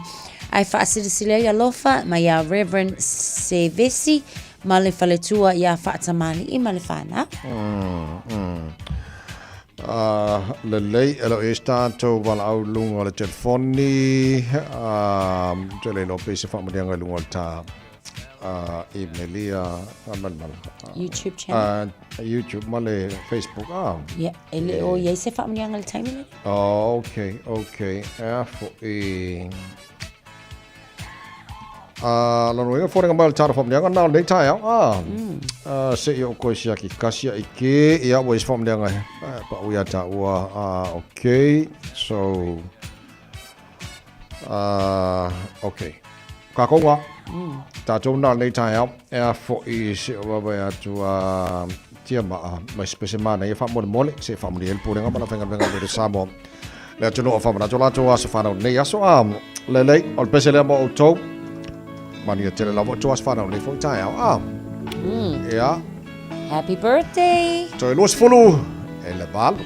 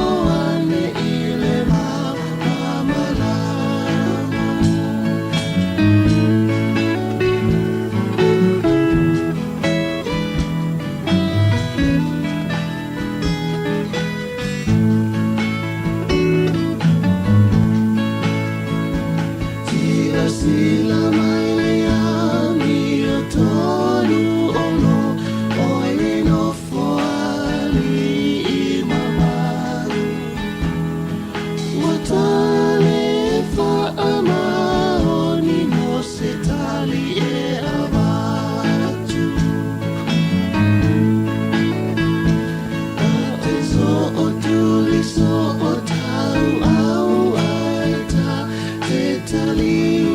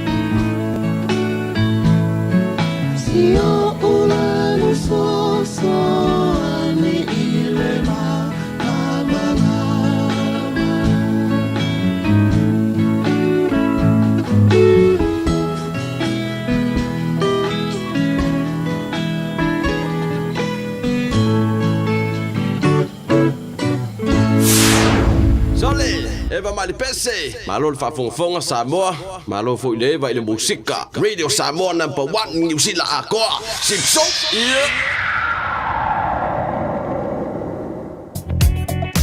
Taimi piso lungo le awala aveta avale ona Southern lo mai tawatu le taimi le nei mai I takanini mapapkura o le faisi pisi whapena fo ile ngai duri ngai mai manukau o le na fo ilo pisi Redoubt Road and it's tam ki lo mai tawatu le taimi le nei o lo faisi pisi mai whapena fo ila Mount Wellington and Ellerslie Motato on a southbound faisi pisi pe ato ya ngai se mai le vainga le Green Lane o Penrose Mount Wellington ia whapena fo ila pe afape to ya ngai mai I nei manukau o lungal ka ko Great South Road o lo faifu si pisi I vainga I Papkura o Manrewa o tahuhu le nai lo PC Penrose o lo whapena foi ia mai se foi o tato connections le na iatu I Sylvia Park le taimi le nei Pakiranga Highway fai foi si PC mai tawatu G Rakau Drive o lo PC te Irirangi Drive fai si PC mo tato Southwestern on southbound o lo fai si slow mai ngai Waterview whapena foi mai Oro Road Hillsborough o Mount Rascal o lo whapena foi mai tawatu taimi le nei Mangrove Bridge fai si PC o nisi o tato links o lo iau le foi mai tawatu ngai Nelson Street fai si PC Queenstown Road whapena foi I Dominion and Mayaro le taimi le nei Massey Road o fai si PC Lambie Drive vaenga yo le o mai tawatua o le faisi pisi mo tatou lunga le tatou northbound on a westbound o lo mai tawatu Waterview Tano uni hangan Mount Ruskell o lo pisi lunga le tatou State Highway Sumaleono eastbound Lincoln Road ia whapena foi Rosebank le foi lo mai tawatu Great North Road ia o lo o tele na pisi mai taimi le nei tatou northern o lo e mai tawatu city bound and southbound o lo faisi pisi mai ngai Albany Aluangi Constellation ia whaawawa ni lava se o ni foi Onera Road ia e whapena foi Esmond Road o le foi mai tawatu faisi pisi o ka kolunga la wala lau papa aveta avale tautua na lava le saunga le mul nei taimi o taia mai se foi na wa yeita mai titono ta avale manuel whainga malanga le uto es full tas minute ona ta leo le valu na lova Samoa wa ule nei o kasputi alu a wale suia le ngila ura le kio a eva mai le se fulu lima iwa kolu a mo Radio Samoa Vivela a. This is a huge reminder. Sorry, that was a bit much. This is your big reminder to do that little job of getting your winter immunisations, including flu, booked in now. They're available through bookmyvaccine.nz or your healthcare provider. Mō tā penanga o whaamoemoe te tele, whaafisot ta le Lux Tent Rentals. Maua whale ie, nufoa, lau, stage maisi, veri mai loa sa Taj Singh I le olua lua, limatasi o, limaiva lua tolu. Olua lua, limatasi o, limaiva lua tolu. Talofa Samoa. E mawhairu sosoni atu Dr. Chair ni ngasi o le maisoka, toto maulunga, ti ngā le tino, whapaui no pauna, maisela, manyeso ma le kānesa. Maua le tia whaamamai lo puta ma le paste mo nifoti ngā ma le whaamalongi no lo fufonga. Whapea products po o loha e whasosoni e whaalama le mole ma dark spots o fulinga. Ua tele ungali ua mawala tau pepe o nar sosoni a Dr. Chen. Ala au noi le lua fituono tolu fitu, lua fituono tolu fitu, pe a fiuane I le lua ono Great South Road I Otahuhu. Au ki lani saute, Sa ili se sa mo oe malo ai. O le Enterprise Motor Group manukau o lau fale ta vale fa moi moi. E tele ta vale matango fili mai ai. Tele le soani o lau fai ngā luenga mo oe. Mo se ta vale tala fia ngai. Su mai i le 5 Grey South Road i nei manukau. Ases fo i le upenga ta whailangi enterprisecars.co.nz. Pe wala au mai i le oval se lau 5 Enterprise Motor Group manukau. Sa ili, fili, ma ave loa lau tāwani. So iwa bino tolo tā le ole tula e valu ole taimia New Zealand na o whasala o Joy Radio Samoa mone manu le tino male tāra pakala me manu le tai. Male tai tino ngono solonga le tai au maruru ki sore am. Ma ngai sore ma ngai kake fia le kaule ingi. Kake ne fia ma inga maruru ka. Va veo. Sole. Kake umakure ki se furu. Wa maka sole nga susuru mele la le mafanga manga ya. Ka fefe. E pe ala ngar ba bea ale fa aku ku kai ka ko de maruru. Ia. Ar ka nga mato. Ma ngai el fa le linga ka ko mole vai tau ole matua malulu. Ia. Asa le wala nga vai so mulmulio le autumn. Yes. For the season le nei ia ma audiolo uni. Yeah, on whanga solo leo le season le winter lanto. But already leo ko rengia ko ka ko. Le whama ingi mo le maruru ka ya. Ma ngai solo la ma whanga leo ori. Alo, malo nei matua fol te pena ino nei whanau nei tae au. O whai tau atu i lipotia leo. Sa po tau po e po whe leo ke wabai aku se vai meo wai kato fo le si vaenga. O le pue leo o mātua o mo molito moiti. Alai onga ngā. Sole. O whapea o ka e se kere o le whaale ko ngusole. E mana ia fo e whamanatu nei mātua whamole mole. O le tawala ngane o matanga renga leo. I tara po kalame fo o le lunga Radio Samoa. Saunga le mua whanau. O le vaenga nai taun whamua mua tātou. A leo kiki la koe whiolo loa ka lenka pue leo ni ila loi piko nguia. E uma foi mai mori ka mai kila on ka ala mo e so le kwa over ngari le fa so va fo ya within the last 10 days for ye to avalu la to na lokaina fo ye leo onga wa mawa le tulanga le na o lo o avele ta avale ya o la o lo o ye ya fianga na o le ava ona o le sia la to o lua le fa ye si fa no ai tele mtanga luenga leo onga e fa ngala masingi fo le feula feula i se lo pe fia si malo si o sia vaenga ia e a fa pengela wa double le amount wa double le limits o longa winga makua i over lava a le alwa ko piki ka mai ki aong o la wa yeta maiti tono ta vale o le la wa makua i ko au mai le fautuanga leo a fainga e kango fia le ava si lo malo le ya ai va ai se au mai yeta maiti le fale na i lo o le tau mafai take the risk awa o le tulanga na ele yala isa o kala kama ile se fia poko se fai awa anga sasi wa sasi ia na fai na lo tamaiti tono ta ai sa le so o mana ia se i fa manatu le tonu ure nei tai ho fo ia karsiele mo ka ko o kilangi ne mele wala ngo pitonu atu le wai ka to matau po le na mawari potele le o le mena le ai a ta to wai o kilangi fa bol mole o le lo famonia tatou i tamaiti e le ngata ina vavena mori tamaiti la o ngata pena leil tai au ia mamauti no o la saunga le munai whanau i lau whafoino le tāwale a lai manino leilau si le lunga lau wala o se mai ngata tau tele ma le lei e mora saunga le munai whanau yo lis fui vai ngata e whamanatu mō tātou la vai aveta avale o le ua piki tamaiti mai tau ina fo ilele la ua ku ngei lai i le kiu ka avale i o nga e pungo lo le whai lau ke le fongi le iei tamaiti tono le ta avale i nga e lo la puo le sila i kua o le vanga kaunga e alu o ka vai lai lau walu le a kua a mea uma ia e te tau a fo i au na whaamanatu pia mō tātou e mai se pia iei nei whanau i te tono ta avale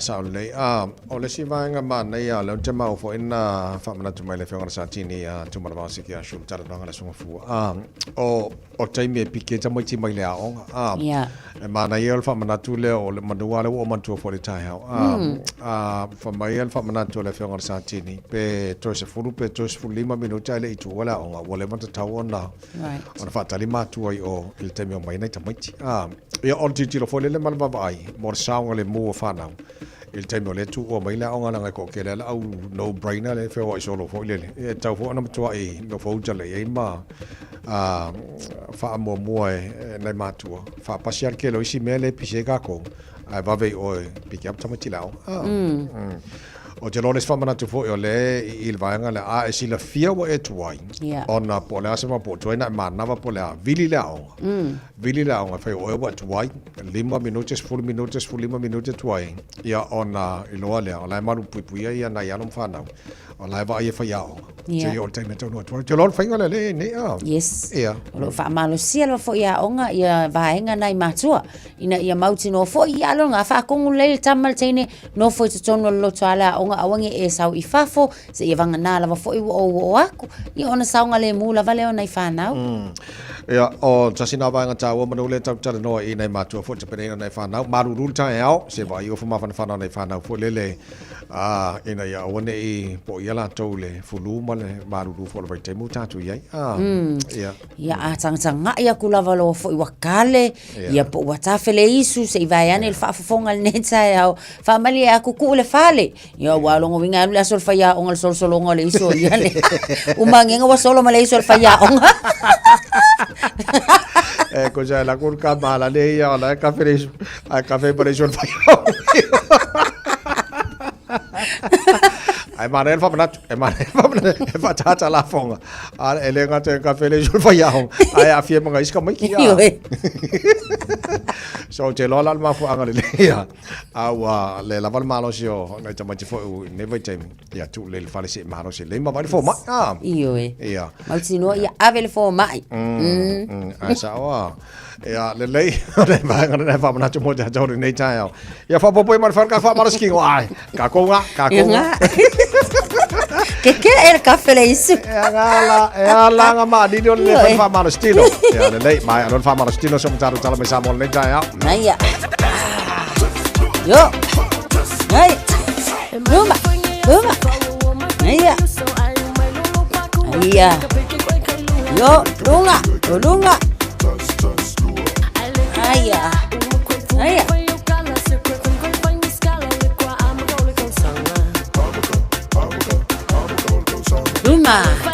Luma. Yo. Alzafa. Yo. Naya. Iya, fa awawenga. Ya, liu. Yo. Iya. Ya. Yo. Naya. Ya. Luma. Lunga.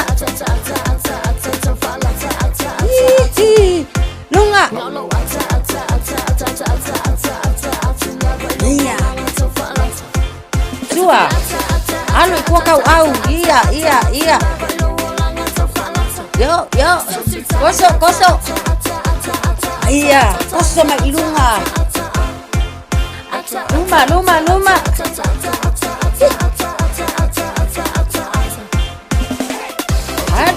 Alo luma. Sawi tua. Alo tafa. Luma. Sawi kuwa. Lunga. Luma. Dua. Tolu. Pa. Ono. Pitu. Alu. Yo. Kasi lunga. Fasa olele lunga fa au lunga.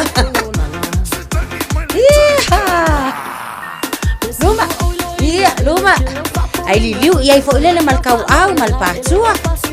Aiya, vai lunga. Halo lunga. Iya. Aiya.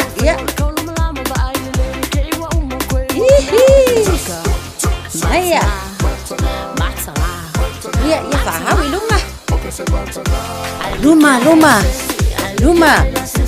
Otua. Au kafa. Se for secondo. Aiya. Ya sawi luma. Malo le fa malo losi. Ya, olisela. Mana vai totonu. Mana vai fafo. Mana vai totonu. Mana vai fafo. Ya. Ma lo lava le fa ma lo si mania tele lava singole ne aso soi fuia. Radio Samoa Tasilima Ivatolu Amo Radio Samoa Tasilima Ivatolu Amo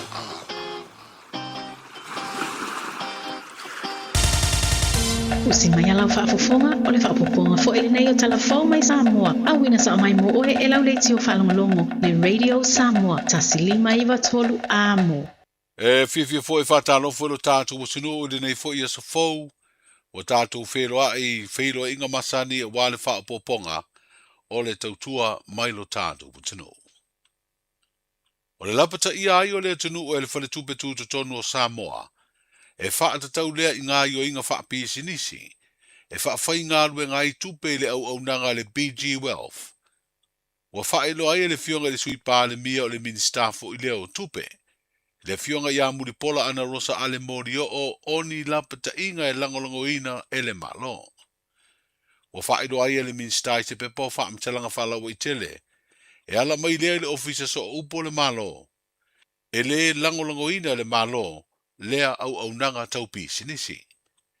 O lea pepa o whaamtelanga whalawa i tele, ua tali atua i le minsta ma le malo, ini li poti na whaasarala wai ata o ni minsta o le kāpeneta, masui o le BG Wealth. Ma ua whaalia le sui pā le mia ma le minsta o tupe i lea lava pepa o whaamtelanga.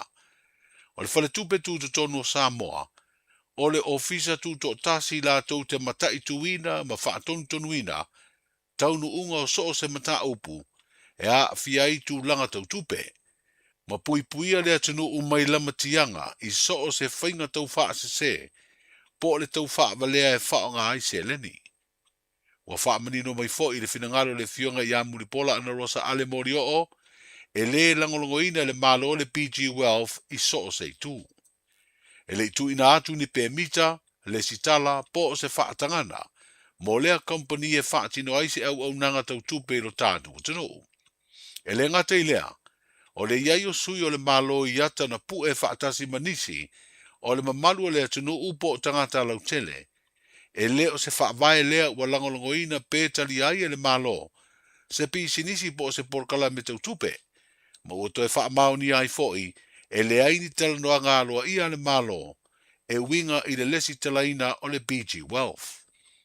Mo le si le fia e peo na wha aidoa le minsta. O so se kompani e fia whaatino i to tonu o Samoa. E te tau na usi ta ia tu la fono, ma le wha ngā solonga tāle whea ngai. E ala i ofisa whaatonu o le malo. O le whautuanga ma le lapta inga le sui pāne mia ma le minsta o tupe.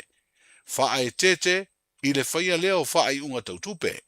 Ia tau si sia whautuanga watu ina antu le whale tupe tu to tonu o Samoa. Ma aua le awa i porkalame.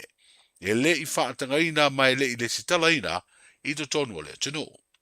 Ia li potia le whale tupe tu to tonu o Samoa, po se ofisa o mtanga ruenga o leo o lata latane, ni se o lātou o whaia ni ngā o inga whaasoli tū la fono, o lo o a fiai ni whainga tau whaasese i tūlanga tau tupe. O le tangi tau pālota u whaulu atu nei le tua na iai o le pālota la ititia vai maunga tolu, e se furu whale au whainga atoa o ia mōrianga. O le se furu tolu o tua inga o whainga whaala tua na ave i tupe i tangata pālota ma le wha moe moe, e whaato sina ai le lātou whiriwhiringa. E tolu se lau tāla ale māua lunga o le se leni na wha o ngai se tasi o ngai o inga whaala tua. O le isi mōrianga e tasi, o tua inga ia o le ave o tāu mawha, e a fiai apa e leni ma pisupo, ia ma o ia mōrianga umalo tua i aile fionga lau timu ia wele se va ai, i lona tu ina atu i tangata pālota e se furu ma le tolu, o tangata pālota fo ia o le a mōri mau, e lango ia mōrianga. O le asonga fuan whauru atua i le tangi tau pālota le fionga tai o li seu fiti ai māsu, na tau aveina le tofi whaipula li tu malo, ina ua manu malo i le pālota tele ia au kusa o le tausanga umavae, lea na whiriwhiri ai sui o sufono, mo le paia inga se furuvalu o le pāle mene. Peita ina wha mawai o ia ma le pāti wha upufai e pui puia ia te taua tangata, ona ua suia lana langolango i le vaenga wha upawhai o le wha atua i le atua Samoa ua tasi. Le ana mafu ai, ona whaia le palota le titi, na toe manu malo ai le whai pule whiliwhilia ua mōria i le tangi tau palota. O le fionga le sui o le fono sui tofia, le sunga malia toa moli le lua malia toa, na whai masui o le fionga i le ao le malo. E talia ina tusi tofinga o le ampasa po o le sui o le malo se pania mo Samoa. I se sauninga i le asolua i le whangafa le tolu o le malo, le maonta leo fia me mata afa faumuina murinu u le lua. O se tasi leo sauninga wha le malo, e tau au ai tusi tofinga o sui o malo i whafo o lo i aiso tanga wha avao malo ma Samoa. O le malo se pania na amata o na whaipa anga ma Samoa i so tanga wha avao malo, i le tausanga ea whiu se lau walu se fulu. Ma ua siri ai nei le fast fulu 5 tausanga, o wha au au pea ia so tanga vāvala lata. Sa malele le sunga i le malia toa i lona tūlanga o le sui o le fono sui tofia. Ma wha awhitaia lea malo e alatu i le li ampasa i a Luis Alfonso Sanchez Velisco Sanchez, ona o le langolango i a Samoa. E ala le sainia le marienga ua wha ingoina o le Samoa Agreement, le ana sainia ia pia le tūsanga i lua whedua tolu. Na whaafetai ai fo i lea malo, i lona sao tā ua i ngā ruenga o le atina e o tunu o le Pasifika, e au fi ai ma Samoa, e ala i le talia ina lea le malo se pani o le te iala, o fua ngā rua rumamau, mo le lumana i manuia o tunu o le nei wha i tūlangi mo le tūsanga lua whedi masfuru, po le 2050 Strategy for the Blue Pacific Continent. O le mai ona tau au tusi tō whinga o le sui o le malo, na wheiloa i atua i tai o le malo e au fiai, le fionga i le pāle mia. O la ngona whaali o whanau a onga ia onga tūlanga lua, ma kolisi māua le lunga na wāla au lia e a wai.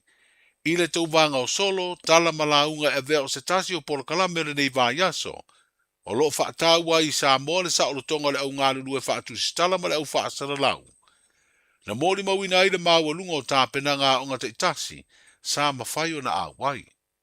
O se awanoa lea na whaero ai e whanau, o lātou si le fia le tāua o lea ngā luenga, i le tau longolongo ina o tangata i ngā o inga, ma whaati no ngā pūlenga malo, whapea pūlenga i totonu e kāle sia, ma au nanga ese, ma tausi sia ai pūlenga le lei.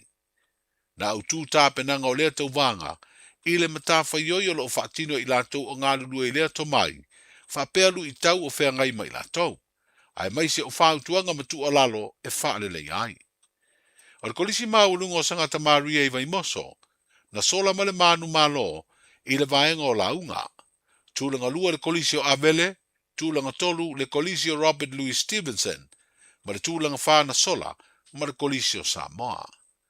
I le vaenga o tusi ngā tala, o le kolisi o sangato Iosefo, na maua le tūlanga mua ma le tūlanga lua, ma le tauvanga o solo, na manu malo ai le aonga tūlanga lua le Pia Primary, tūlanga lua na maua le Samoa Primary, ai toe maua le Pia Primary le tūlanga tolu. O whailonga tupe maipu whapea whailonga whaapitoa, ma whailonga whaopopo, na maua e aonga na mautūlanga, whapea isi aonga na awai le tauvanga.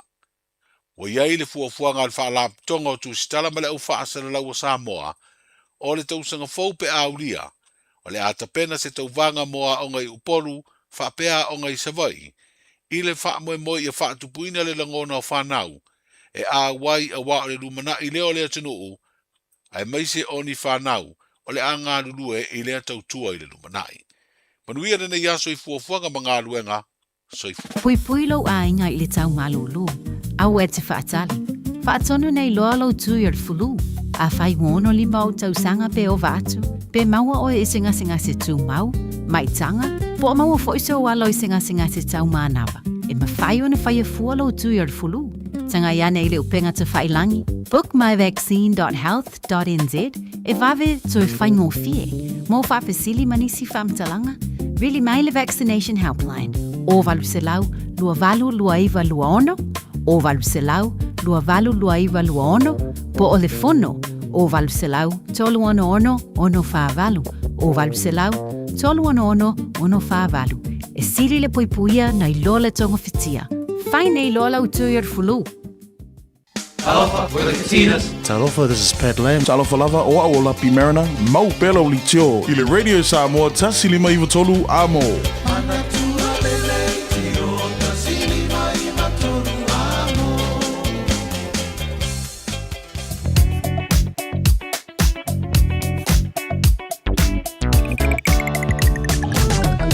Morning Marol, so for Maria, Tavali, Nature on the Tile, I fought for my fat foil of Sad, Nature on the Tile, Malon on Sat, Malon Foy. Yeah, all 10 PC for Longa Walla, Nature on the Tile, to Yai, or not see the field in the yard. Time to know for you, so Umana to know each other Mangar Wenga, Mori for an I 2 and I found now. All Mafu Anganal PC on the Walla, Nature on the Tile. Yeah, Male to allow the Porcalam and Madu on the Tile, I'm Tavali Fat Mori. I was on a fast so in a long time buying a local Colosseum fan. I'm having fun with a witch. Colosseum, a while more song when I found out later out. Pacificio Longo Highway showing a camera or second waka kota hipo in fan of love. I lay a far love between the Melo, Momato, Malanga Masisi4. Faisipo Locatelle, Amatamai Lava oil, highways full value or highways full value. Let's have my o e green height. Fasalo mai le whenua pai, fasalo mai Hobsonville. So le titi latu, ai le o mai Hobsonville. Faisipoloka tele nei taimara tai au, flow le mai, is full value, link mai Westgate is full ono. Poloka nei taimara tai au, Matamai Westgate, Royal Road, Lincoln Road, Tiara 2, Rose Bank Point, Sevedium, Kwa Poloka. Nei vai ngora tai au. Ia mo tato lo malanga mai sifo ngal taulanga o Kilani. Fa South full ono taulanga o Kilani ai afa mai ia le tano Point Sevelia, Faisipoloka o le tano nei vai ngora tai au. Flow le man pasima o le tano.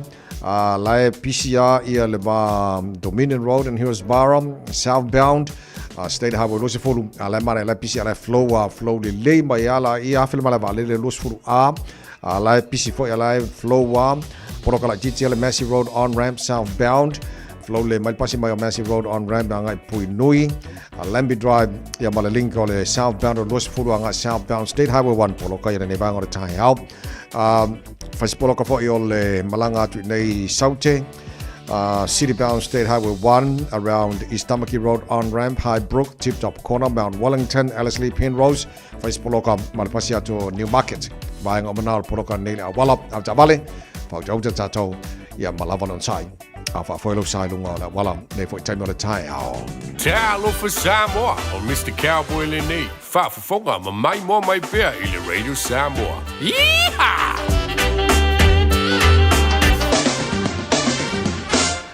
Vai ngala tamai nei talo le tau nei vai nga o le tai au. Vava atu Samoa lua se funu ma le lua vai le mafana o le air. Il nei vai ngala tai o te alei vai Samoa. E tu mau wingo le tau lena tu ina mai le sui le tatu Radio Samoa wingo le tau Samoa wingo le tau o le whetaia ingo Savili. Ia mati munga lo ta auto pe South Samoa mai au mai au mati munga ia fia i le atunu i Nisho Taimi. O lo tu mau nei fautuanga mo ti munga mamafa o lo whamaro sia pia mo lo whanua umo Samoa mo porum sabai e awaoa i Nisho Taimi. Ia mati mo te uru vava solo ai mamafa ai pupu i Nisho Vaenga. Papea nai William Faitili ile au auli so le atu angara na o talo le tau Samoa. Whaina o le tolu se fulu anga le tolu se futasi degrees Celsius mo lunga le vevela le Samoa ile so lua suma lima i lona mawalalo. Abano po i tau whatalo whatuai pa anga umalava le taro pokalame a breka Samoa whapena fo i Samoa. Ia male ma whafonga i lunga le tato FM 106.1 nei teima na tai au malo lava i le soifua manuia. Tato wawai le talo le tau i Australia. Malo se formaria le maro le tanovi so se vaenga Australia lo tato mafuta i le nei tai au fau. Good day, mate. Ola se malu lua le lau mua so le Canberra. 0.5 ola i le malu lua le nei taimi o le tai au. Wingo le tau wha mawina mo lau mua Canberra i le so. O le a wha solo ina awa lang le leini so taimi sifurono. Maulunga nal malu lua wha mawina mo Canberra i le nefo iaso. Le maro le tanu alalam papa au so se vaenga Melbourne. Ma lo le soifua manuia sifuru lua. Lo le malu lua le vaenga o le tai au. Winga wha mawina le tau mo Melbourne. Wha solo na awa pa una i wanga ni so taimi. Sifuru fitu al maulunga nal malu lua wha mawina mo Melbourne i le so. Malo le tanu alalam papa au sini au stadia sifuru lua lo il malu lua le vaenga o le tai au. Winga le tau mo sini au stadia le so. Wha solo ina susuru matang o fire la. Ile nei aso dos furul maununga nal mafana famawina mo sini Australia. Ile nei aso Lulu, Brisbane. Good morning. Spuli molo ilma Lulu nei bang o le tai au fo. We got a tau famawina o Brisbane. Ole fa solo. Ina susulu matang o fia fo le la.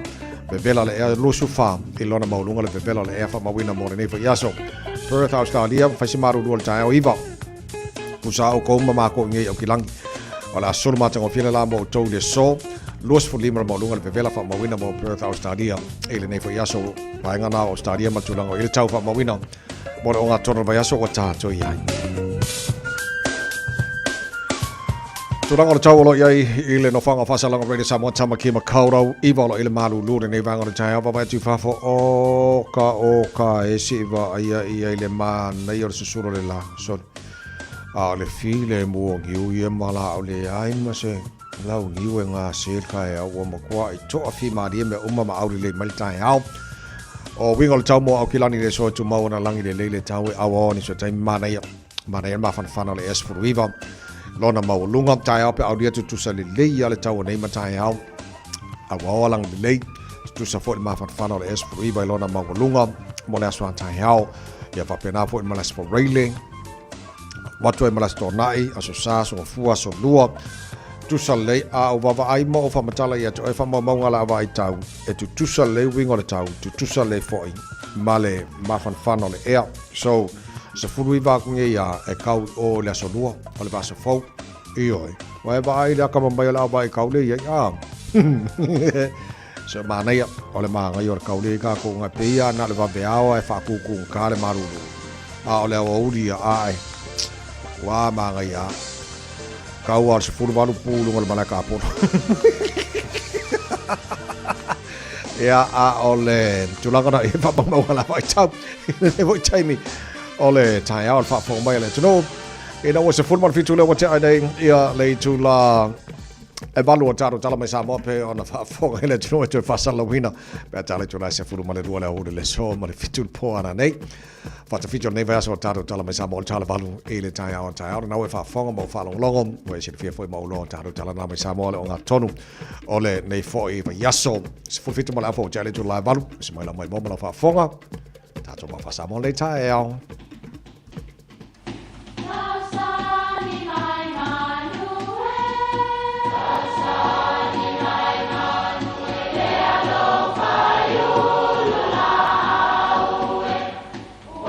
E o fanga manu i ululu o la au, awa e fafanga i funga o la au. A o le tangata, e fafanga i upu matala. O le mafileo o alanga upu mamuanga ngana Samoa maona whaapongai, e a fua ilo na sio mianga. O lona lea sao i le whaatufunganga o le iloa whaale aso, mai le tautua se ia o ina pule. O alanga upu mamuanga ngana, ua lanto mamanuina le tō whamanino a Samoa, mana tua fo'i, e tāo fitau muli le atunu.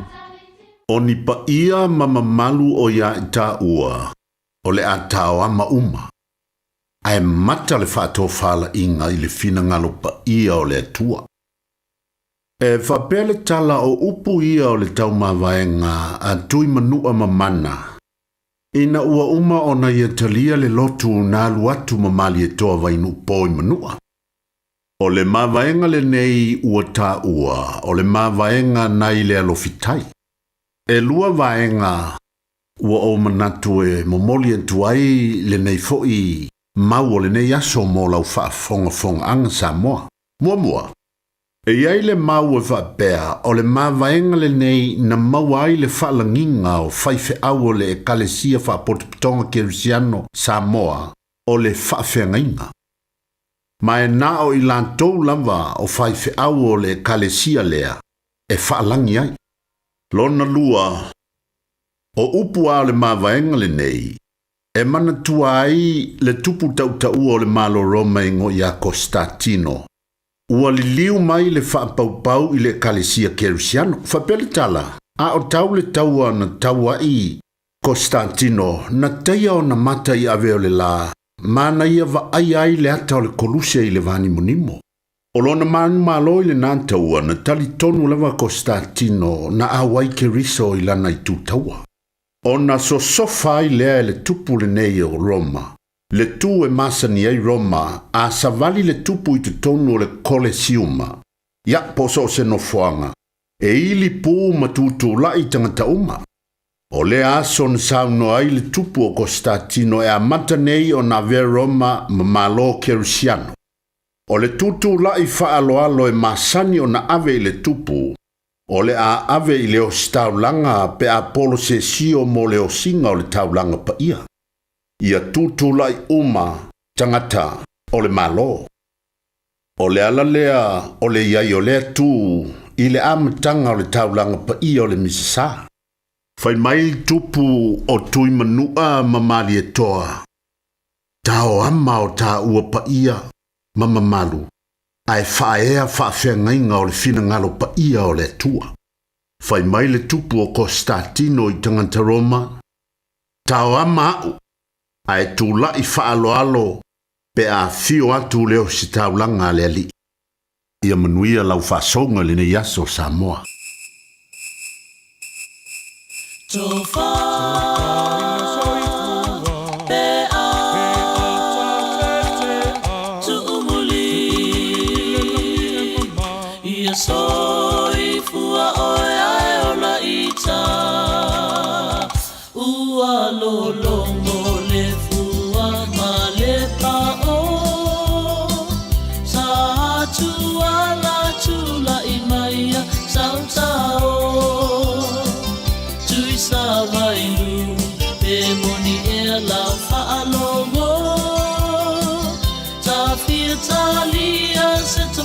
Fanga seu malo oi Samoa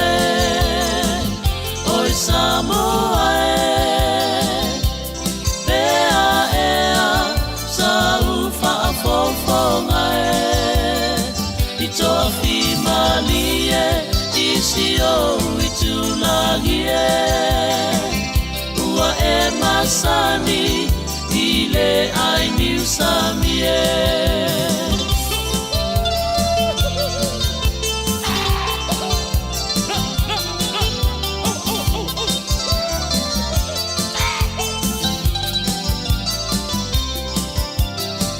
Sio unue ele matua mamao e malulava o le savili i le tafao o le ai ua ese le ova male malae pae pei o se kiona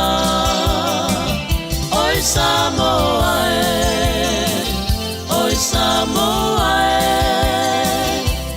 pea ea sa ufa fofonga i toa fimalie i sio i tulangie ua e masani i le ai niu samie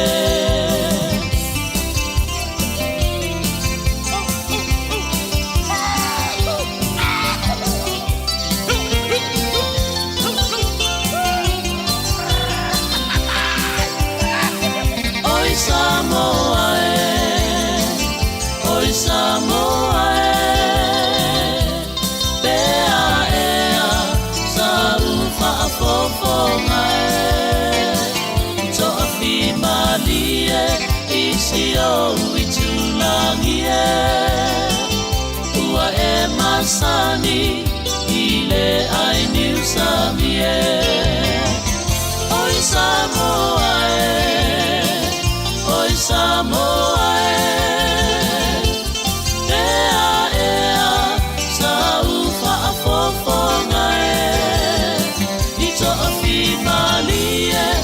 Sio i tulangie ua e masani i le ai niu samie tofa te a tuumuli ia soi fua oe ae o la ita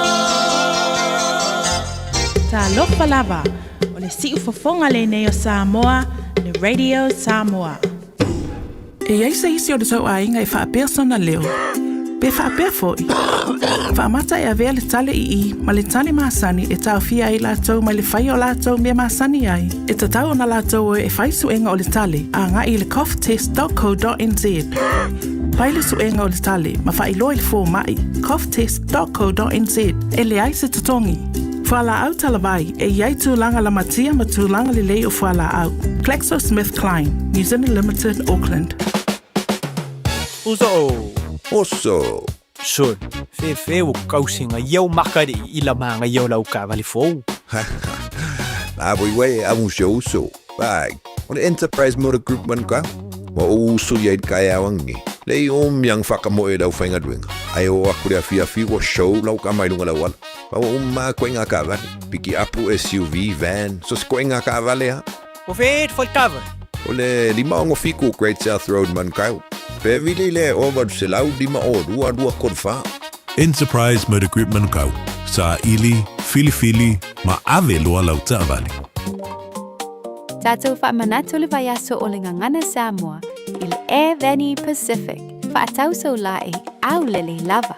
Matango fie la e lei ese. Whaapea o la tau. I to tono o le tātou whale o loa o le Air Veni Pacific. Te tala I le aso ngafuanga I le aso whareile. Mai le se furu I le tai au anga I le ono I le afiafi. Asu to anai I le se furu I tai au anga I le wha I le afiafi. Le Air Veni Pacific. I le Auckland Airport Shopping Centre, wafsanga I tonu lava malifale ainga o le KFC, lata ana I le warehouse, tuatu C1, John Gota Drive, Mangele.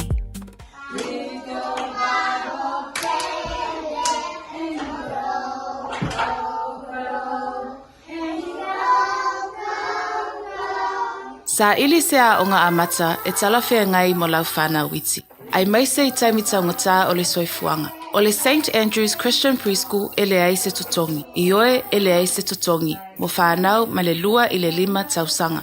Ta tala I le asonga fua I le aso whareile. Iwa I le tae au anga I le tolu I le afiafi. Vili mai loa le St. Andrew's Preschool I le o iwa, lua fituono wha 5 tolu wha.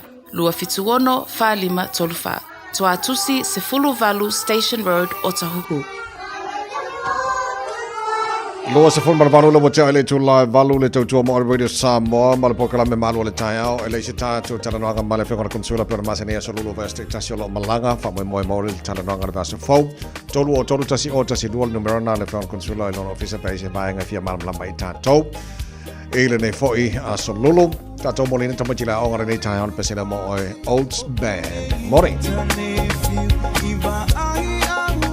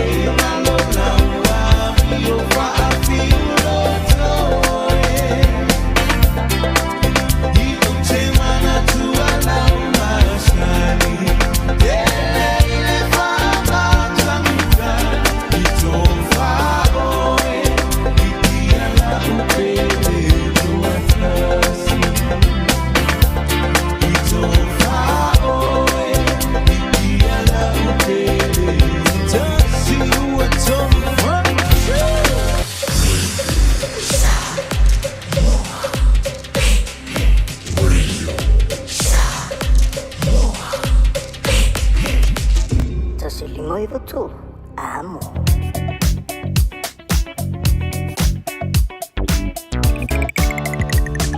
Malole foi ave tavale malole sirsila malole to ole tailu lunga la wala o matua pisi lunga la wala nei time o tai au ia ai tu la lo lava po kala me ia lava paleta to ele leile tau no marsao ngale mu ia la fai marielo sai lunga la wala nei vai ngora tai au ma se fo nei fa nau kal siele o tuai nei fa nau la ngora nei vai ngora tai au fai si polo kale southbound state highway lo se fulu mata mai lava Puini Road, Lambie Drive, on Ram Fasolanga, the link on Luas Furu southbound, southbound State Highway 1, to Mauna Poloka, East Tamaki Road, on ramp, city bound State Highway 1, Fasolo Dry High Brook, Tip Top Corner, Mount Wellington, Ellerslie Pin Rose, pa ia to Green Lane, flow delay, ala pisi ala flow delay sa pa il taulanga o Kilani, to Mauna Pisi Tato, Malanga by C4 Highway, Luas Fulu, Tau Filolo Mai o West Gate, nga Lincoln Road, Leo Java Vatule Mumu Mai, Fasolo Mai Tiara 2, Filolo Rose Bank, nga Point Chevelia,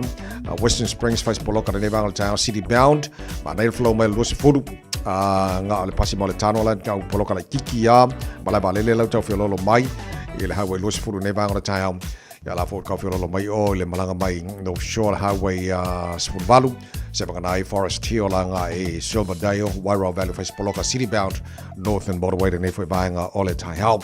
Tato ni Potify o na mai lunga la wala. Nei time ole Taihao, am Tavale, from Lato Masani Radio Samoa mo oil sangore mo oil of Fafoina Tavale, sangore mo pasi solo tono Tavale lo e Fafoina, but sangore mo Tavale fe oiso se banga la wala. Wala au ilo fe malanga inga nei aso o loo yo ao. Joy se fulma leva miro jolo jolo talo le July le pokala me malo le Taihao on Radio Samoa nga tono nei vayaso. Lona luas fulwa nei aso me on taro follow ngale lua fe lua se fulu male ono male manato. Maria mai ora nei Taihao. Puni alaba, RUTA.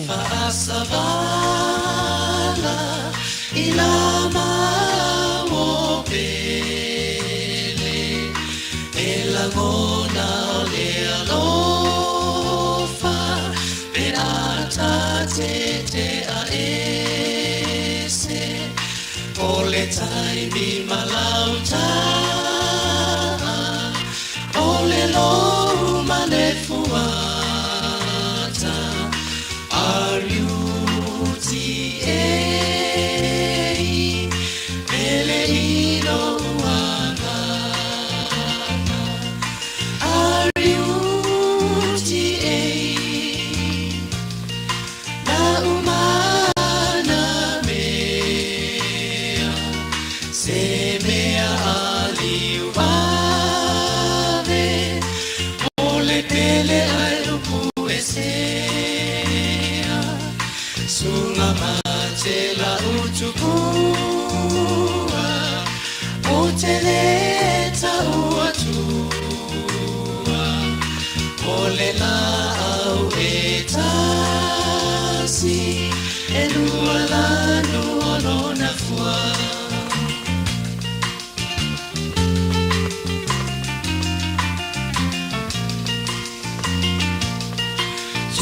Fafo se imate le matangi oloangi le matangi uatonga e angi oselani ai fatu o sauteu e fai maute ole te toe mana tua ita malata ua masaninga RUTA la umana mea se mea aliware ole pele alupu Mate la utukua o te leta uatua o le la au e tasi e lua la luolo na fua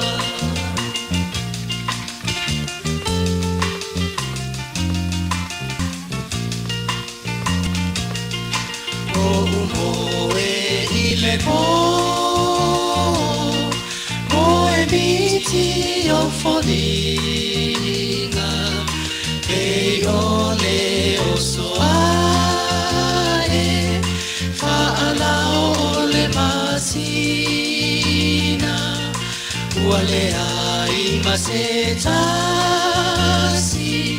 e whaalua ina o e tani hauru pe e to atasi sa o tiwai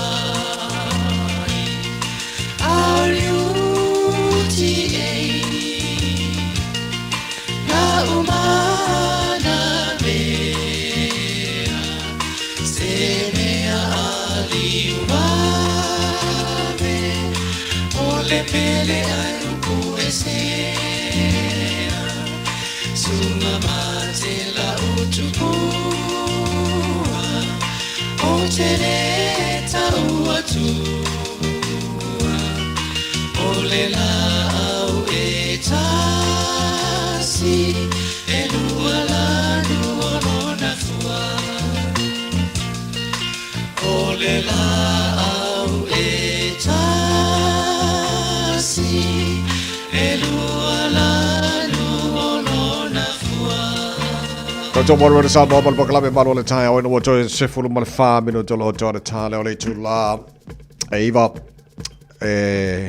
ya ita to le vai te ma lu lu mana mi ta to ki ya to ta vale tai au on mai ele manga mi ka ko ki ya ko ka fe ko i mai lang sa vai te ma lu lu le mel na len fa mana tu file full service ta vale shaki le warrant of fitness po mai tele ta vale o le bawai o le to tu tire world and auto limited kako asiasi ai po mai le ka pingsing nei foi ka also a Victor ma ta to le poti ma le tire world and auto le a Victor ma lo nga lu morning uso ia se foro le so ta vai ni ta fo ia ma lo sai ma lo ta wa tai sa mo lo ta pinga ma do ma ta malawa ma na ma tu se ta pa wa ko ia fai fo si ta tu lu fa ma yang ma sa ni ta ya ma lo la fa fa te auto ma lo Victor ma ga solo la ka ya sore makau kia pa wan me lese ko malulu vai ma ya sulala ko isia wan malulu ya man tale mo te zo fa mole ke fa tai ta vai mo mato no amato te mato pompesini o ne ngalo susene le to sene pa to sal mato pamu i batasi tolutala i vaseni tolutala i vaseni apenga fo matato kiso tolutala i vaseni kiso pepe uturo sal mato pamu nei fanga lo Apple Card check sia pro Apple Card scan to no tato faro mo pa uturo sal mato pamu ngata folea tato se to ulo sa foto no tato se ya mana numero e tengo ana verso tasi e tato man malo si so e verso uturo sa i mato pompe sin fon kesi Fento refill do suliva kala yo sene a fale tonu to likil fon kesi ye e fa maluru atu in final refill do tu pos fale ton e lela wa so pusa fon kesi fola o mana refill ton le tato pompe sini ole tato fale sini ngai so nai tasi mato sta maki go fale lo sa ya li pero ta vale me ka peno full service transmission service tu la tata to ta manu ko na ke pe ta vale no wala ya sakin ma ta vale sa ki mo boli ton le moli ya fa pe ti lo molti no ya suma il tato fa sinia tata no fa no sa mo se so sa ni o pe pa le wolf ngata fo le al tato lifi pa le lif o le pour pass no ko roof rex roof rail low spring mo tato spot ngata fo le mato scan fa le ton lo ta vale moli so mo lo dashboard ma fo le passi de pa le wolf ya fa no mato scanner fa le ton lo sa ngata fo le ya tato flares ala tele pa lo ta vale o le passi ya ngata to flares ya passi lo pepa i ma to ngata fo le ma to ta vale fa ta ngata tele mana no e ma to sa e fa feeling ta vale fo ta vale tuai ngata fo le ma i apu fo ranger Hilux ni se o ma te fa mana ya o ma fa na lifi pa la po o mo to ya is no ko pu pa mato fo le tato rims po tato siki mesi nga mato tabar fatau ava pete o fatau sta vale e ke mo ya isi tu langa ko ere no isi foi paula ke mo sui sa ora o e piki so siki rim ile mato par pau e so feeling tu e pefa pefa lo tava ne fatau na tre ino tawa twai pato so tawa fo pai mato fe na tu langa mo e nga mato tabar fatau se sta vale la apa pete o suma so maso gas so elo afo elo lata foi a me auto de ta vale e fai tu nei matuta o te pole ta no ma foi mo so sanimo o ia pete suma foi il tato fatta vale ia pe tato no kono nei tanga mo se so swani ta vale nei la so pole tato ka ole ka of the week so 86 lofis lima to sanga le to na sila fasu tala diverso il tato vale na mane baso le me mato numero o ivar fitu fa tolo o mo so san e mato fa pau il tasi fitu sulu page pro ta po fo po tuai siki max mo se sta vale sai sulima ai mo sai sulu fa petro mo tino i au malo ta vale te fifa fikawi lo su tala diverso mo ka ko siki wim il tato fa pau sui pa fa rosa sulima we line tini lavana il tato company pa matas po tato pa fo will ya po la po palai ya to tasi mo to fitu ya so se peno for the feeling next six ko hama akilis pe fo la varo fa so what it po le fein mato san na tu langa vile ma mato numero o ivar fitu tasi to o ivar fitu tasi to mo so san ta vai so ta mo no Thank you for time only potil ne taya mo ya fai val ne ya so to iva minuto lo to tano le tula Eiba. Ya ko fala langi wa bobo.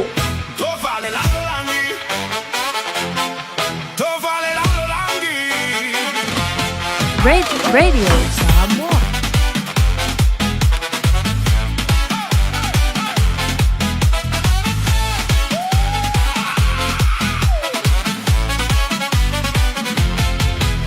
Ole fazio pe a ole samile malo lo ise a sueta si e pe una feta la ile ali yo le tupu ole langi male la lo langi ayo so e pe ole la fatto la loina e le pongi sa me sanatia o fa ali ai lunga olona malama le manu io funga la au to sina ilo ta ma fa e tu mau pe la valo una ya oi yesu maleta fama o la van si fa ingale la lo langi ta fa io polinga ta si lava la uta la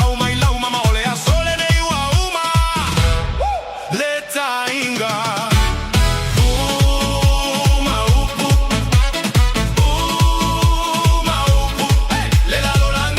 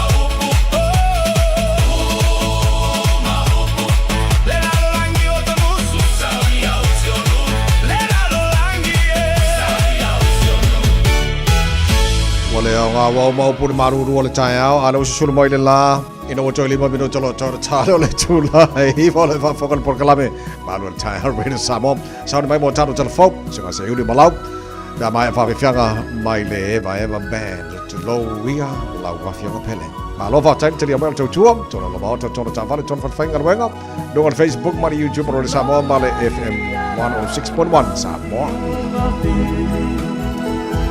Ai se di la sia ubesi ai ma ue ole ma futana ua uku se ira etanata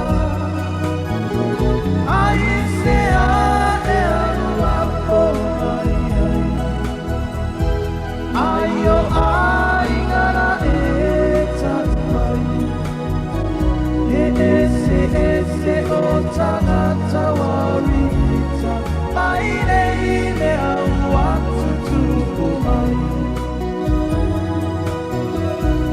ese o tanata warita maire ine au atu tupu mai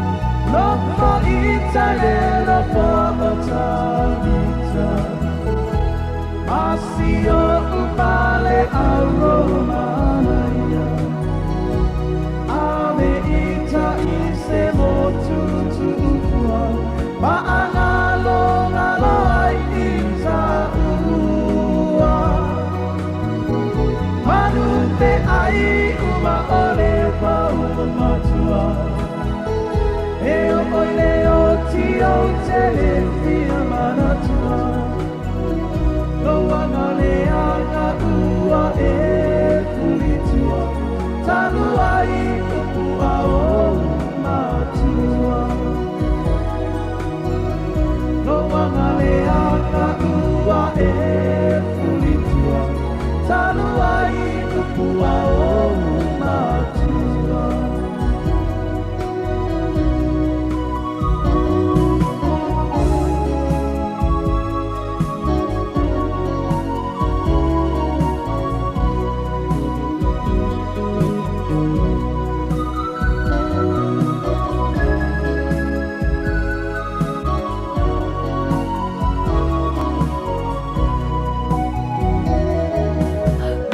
Radio Samoa. Taslima ivatolu amo.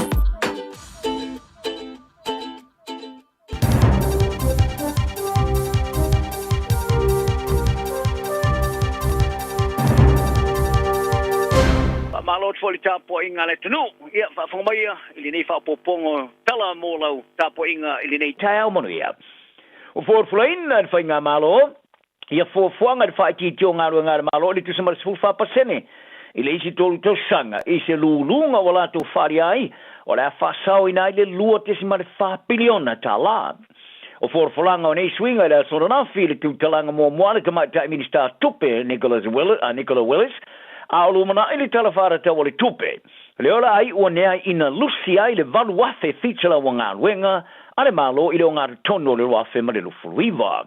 O teminei, e sidi maleon sutolu wafe tanga whainga wenga le malo ile aso a topo full-time public servants, e beona iaisi na tu uiti tinga le titi lalo le whainga malo so fatasi, mai le lata ile onsu maleli mafe sa iai, ile teusanga ile wafe malelu fulfa, ile wafe malelu fulurima, sa fola si ai Willis ia toi fatula ngana to a fo fanga to tuara malo ile fa ti tiene numero matanga ruanga malo iai ai si tier fa ngaino o wala fa ona pone ale ai mai si me fa ngaruanga fa ona pone mo fa saina yo tupe ale malo ai ole for flanga malo ki pino ngaruanga ale malo e masani ona mo wai tanga to fa ngaruanga ile lo mo Wellington ile pole vale e per fa ia ile li polino Andrew Little sa faiese fono tanga lito male autu stala ina wa ona for flaina malo le fa ti ti ole numero tanga fainga wenga mo le fa sa ina ole luotis ma le fa piliona tala sa ta wa lito e ta wo telo na fa tali mo le tele ato ni fa mtalanga mo mai ina yelo ile ta wo telo nei ti pingo nga wenga ai wilea e tu mau lavon tununga lele pe a tilo ia ile for flanga le tama ta minister tupe Nicola Willis e o nga tonu le ile fa nga ina ole ai Farielito, o Wellington e iei ofisa malo si tele ele fa ngai no o wala fa teknolosi. Ma fa ye mana na o malo e fai pa anga manei fa la tonga ma company o Wellington e ele tau langa fito iai.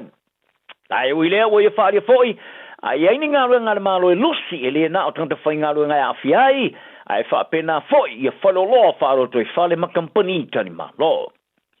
O tau tino le pātia le leipa, o whamatalanga au tu e winga li te unga tupe le rumana e po le future fund, e au fiai ma tupe le malo e whaaruai, whape ma aseti le malo. E whato a whamatuina pe a mai ar whainga palota ili tausanga nei.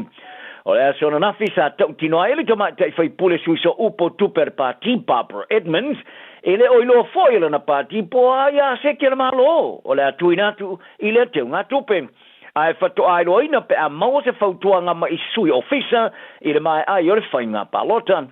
I le whaamtaleino le mafuanga o talwhenga iai sa whaali ai Edmonds, on isi o whaala tonga o na ina le malo e tuwao, e ieni matafa i o i le whenga o le waitangi o whaapipi iai. Ma o mana o miai le malo i a fautuanga i nei matafa i oi, le efto a mau o mai tuanto le whainga palota o lunu wingan. O la le fai se fai unga le pai a seti e tu ina nei te unga tupe ai le fai le palota ma po e vai nai lo le party le national i le tau tinonga le leipa ma to ai o le party le leipa e pe fo le party sa fria e fai nga malo le loaf ma sun fitu o le a kikina e nga fatino atina i kulupu nga lue e fat pina le malom o ye le fa mo o le li pare mio initia Narendra Modi o le ase si mai New Zealand e pe o yulai I le te wāmatanga o le tausanga nei sa whairoa e whainga mālo e luani I sila mai intia. I ni sauni ningo o whaia mo se ase singa.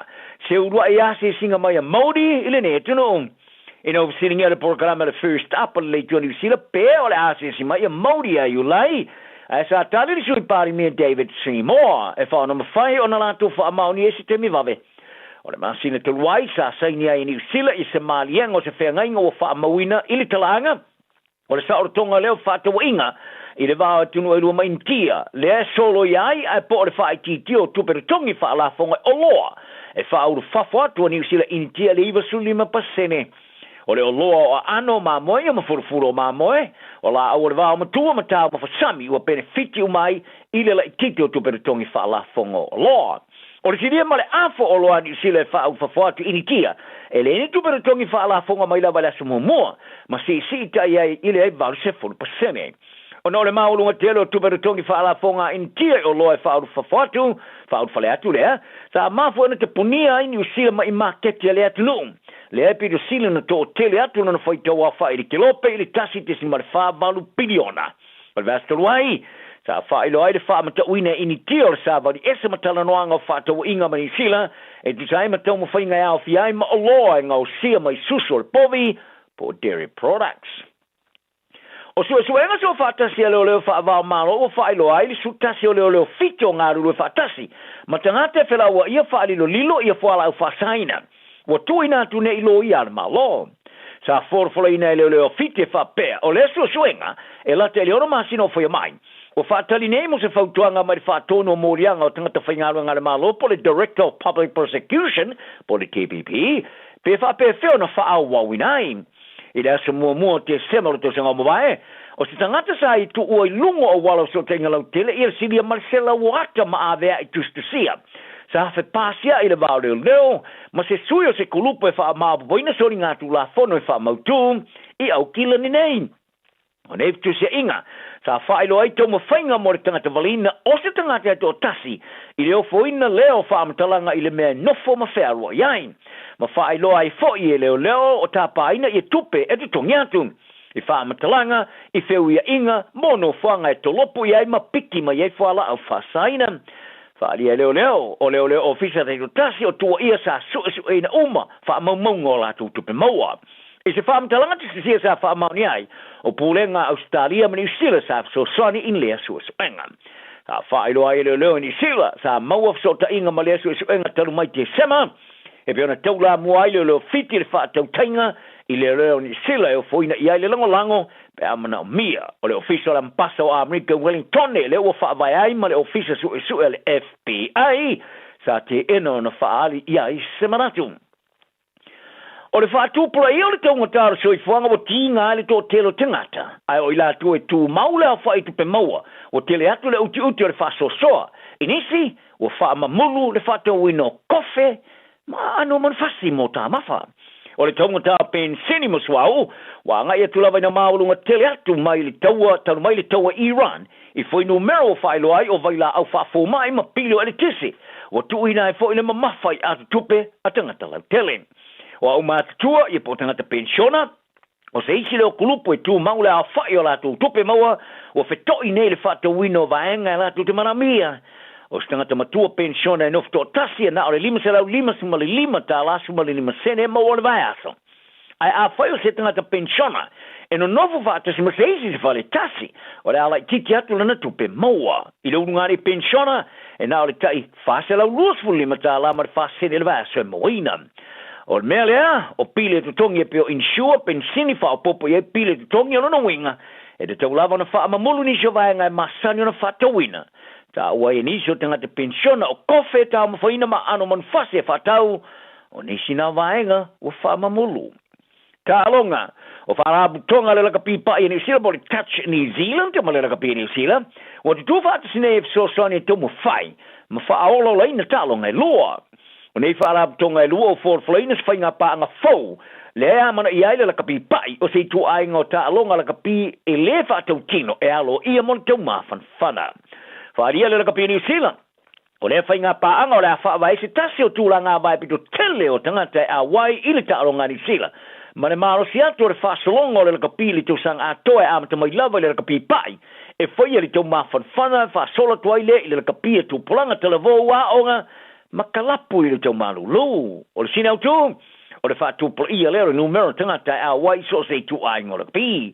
E si lia marselau lima sfuruafe tangata kiwi e ta au le kapi pa i le tau sanga tasi e peona whaari ai ele le kapi pa i ni sila. O au tā poa i utari ngā i fia mau o se awa noe mātu matai le tāmara sangoli polorangi ruafa ma le rufitu.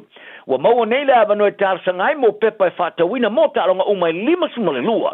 Mo le lua sulfa o loka pia tunu o whao popo i e tunu e awai. Mo le tāmara sanga i si tua le vasatase mane Australia. O le wha malama o le lua vai aso o tala ina nei mo le whaatawina o pepa urfale se i au ria le aso lua yuni. I au tā poa i o mau awa no tusa e mau ai pepa urfale.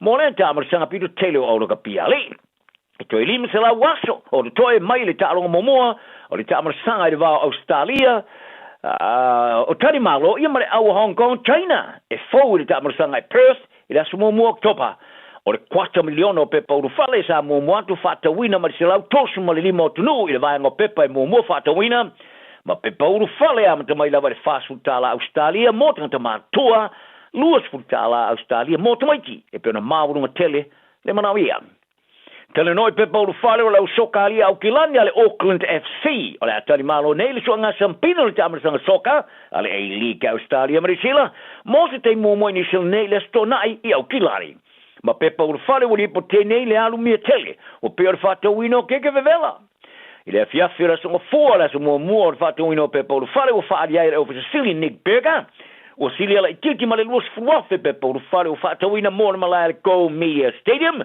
le o fiele luas suli ma fe tangata ma fa dia o ia lo la to fa mo ngai o mai le so na file wa lu mi uma pepa uru fale ma la tala na mo ne yaso o ve o mtanga te tau sil file mu fie waso Talofa o to finga le tau tala ma eselo fie whanonga le breakfast le Radio Samoa o te maa o nai. Our team is made up of many Pacific cultures, with hundreds of others just like you, to support thousands of Pacific Islands, so future generations can thrive. Join a team you can count on. Search Navy, Army, or Air Force careers. O mana o mie o e pose i sialo a inga se fisoso ani tau whi malanga inga mo New Zealand. Imata au pue peo le vaita mai no whanau po ngaluenga. A whai lau tali o le ioi, wala au loa Ken Fernieho o le Fern Immigration Services e iaila na laisene, ma o silia ma le se funu lima tau sanga hola na tau tua. E toa tele tangata o fisoso ani iai Ken, imata au putau whi malanga inga, e awhia imata upuna o atu le tribunal, ma apili le minister. Tanga iana e le Facebook, ma le upenga te whailangi i molimau. Mo nisi whamtalanga, wala au mai le Fern Immigration Services. O luatasi, tasi lima tasi, o lima. O te ngana unifo, whawape nei loi le Papa Toe Toe Dental, ma whaongalau Community Services Card, e se iailo nifo i le nao le fase fulu tala. E whaia foi nifo auroi whaai ila ai lau Smile. Susu mai pe wala au mai i le Papa Toe Toe Dental i le lua fitu valu, wha valu tolu o le tua tusi, tolu fitu lima, Great South Road, Papa Toe Toe. Papa Toe Toe Dental, smile every day. O le kawashoa o lau kamupani inisiua e tautua mo oe ma e pele ia te oe. O la mātau au aunanga ua iai a lii matamaitai ua uma o nā o tauina e ngā lulue whaatasi ma so o tau au ma oe ma lau ainga ma so o se whaala putoputonga. Mātau te fitosoani e whautua ina oe ma lau whiliwhilinga te tau i teimi o whaafi tauli. Au aunanga e whaatuatua ina mo oe ma lau ainga i so se teimi. Cover Shore, here for you every step of the way. Tala whalawa o le siufonga le nei o Samoa, le Radio Samoa.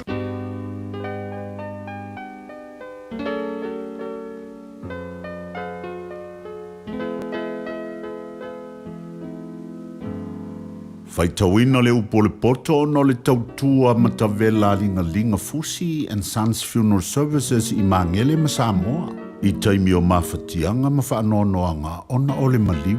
Mana tualingalinga Fusi and Sons malana au nanga o le a whaamama avenga atu mo oe ma le ainga. Wala au i le telefoni lua fitu lima, tolu o fitu.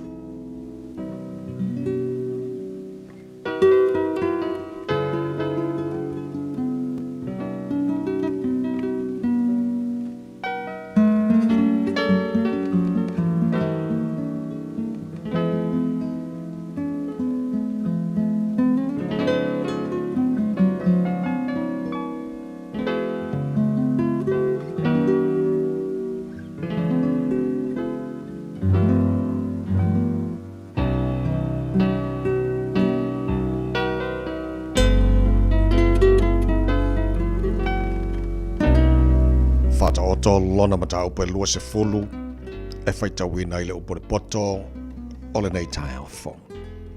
O le waina, o le whaatau e mulea, o le ava, o le whaapisa o lea, o i lato uma o e whaasesei nai e le poto i lato. O le matauti o le tupu e tusalea ma le tangi o le leona tānoa. O le wha ono ia te ia ngasala o ia te ia lava.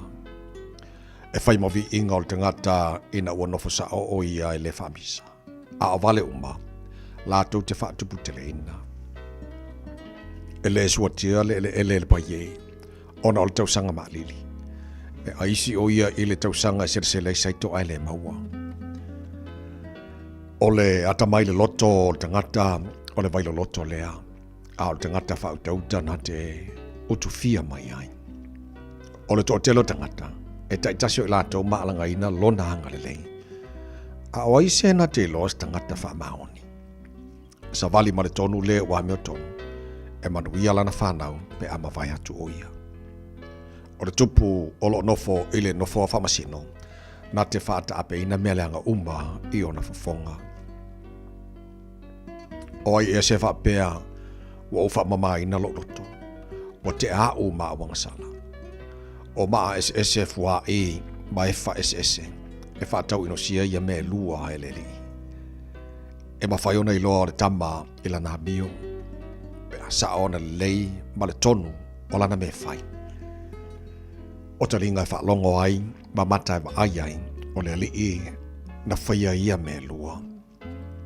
A wate nau le moe, ina nei whaamativa ina ai oe, ia e matala, e te ma ona ai, i le me e ai. O whai mai le whaatau e leanga. E leanga, walu e se o ia, ona mita ai lea. O iei auro ma penina e tele, a ola ngutu e iele poto, o le ipu tau o lea. Ia e talia le ofu o le o whai ma moni o le tangata ese. Ma ia te lia lana me tu whawhatau, ona o le tangata ese. E sua ma lia i le tangata le areto na maua le pepelo. Ai mulimuri ane, wa tumu lona ngutu le ili. E whatu mawina ma whauwhaunga i le whiriwhilinga, o le whiriwhiri le fo i ia whai ei taua. O whaali upa whaali lo le o whealua e ma ave ai. O lea, awane i whawhaua i ei ma le o whaamanga pea ona lau ngutu. O le o whetu ui lonta māma lontina, e tina ia lana la mepa i le pōli uri lava. O le oloa ua maua whaatalise i le amatanga, e le manuia le ngataanga.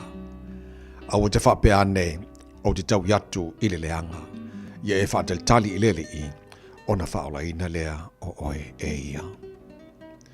E no sia lele i maa se fuai, o fua whaatau tau whae mango e lele le ia. Mai lele i le mea ui atua i le tangata, o hai el tangata na te loa lona la vala. O le mai leo tangata pe a tau tala ta alise le mea whaasa. A uma fo'i ana tautonga, ona su e lea e ia. E whaata ape ina e wangasala e le tupu poto. E au maia fo'i e le mea whaata vale i o lato lunga.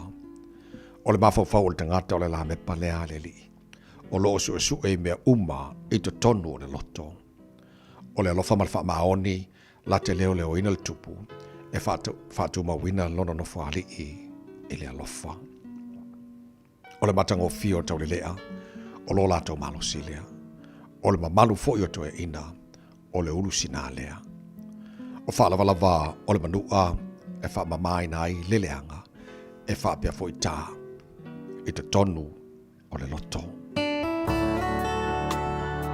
Ua awina atu le upu o le poto i le nei aso, o no le langolango mai a linga Fusi and Sons Funeral Services. Ua mawhai o na tu whātasia o au nanga tāla whea ngai i ni tau ngofia tele. E fsosoni atu ai, a o whea ngai oe ma le popole ma le whememea.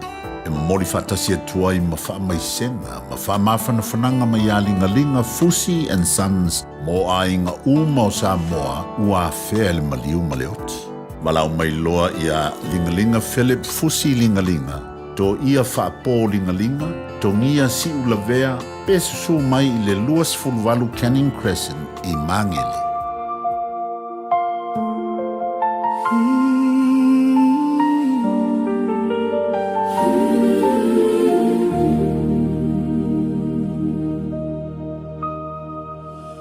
Hu te whawhetai le ali a souma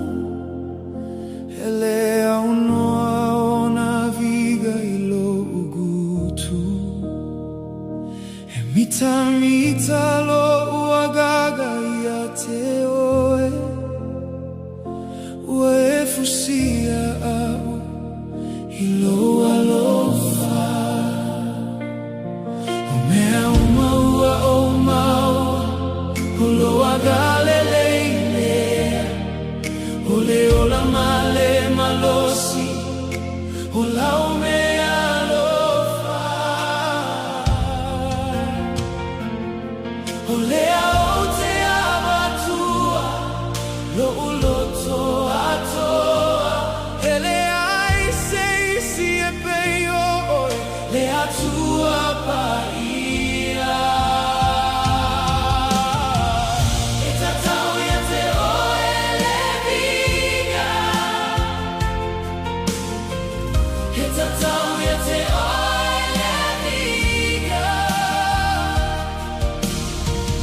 He mai ia te oe o mea uma O mea uma o te abatu E tatau ia te oe le viga E tatau ia te oe E tatau ia te oe le viga Holo suafa E maualuga E whavavaulo mamalu Pea lulu le lalo lagi He tu mau pea oe Pea vai vai lo uagaga He malo si oe Ue tatalaina fai totoa Ue sauni ale ala Io au te malolo ai Io au te olai O leo te awatua Lo uloto atoa Ele ai se isi e peio oe Le atua paia E tatau ia te oe le viga E tatau ia te oe le viga E mai ia te oe o mea uma O mea uma o te abatu E tatau ia te oe le viga E tatau ia te oe le viga Holo usuafa E maualuga E whavavaulo mamalu Le paia Hoe lava le tupu Le paia Ua tau lava lo mamalu Ua lo tagata Ua o tariatu O mea uma O te abatu E tatau ia te oe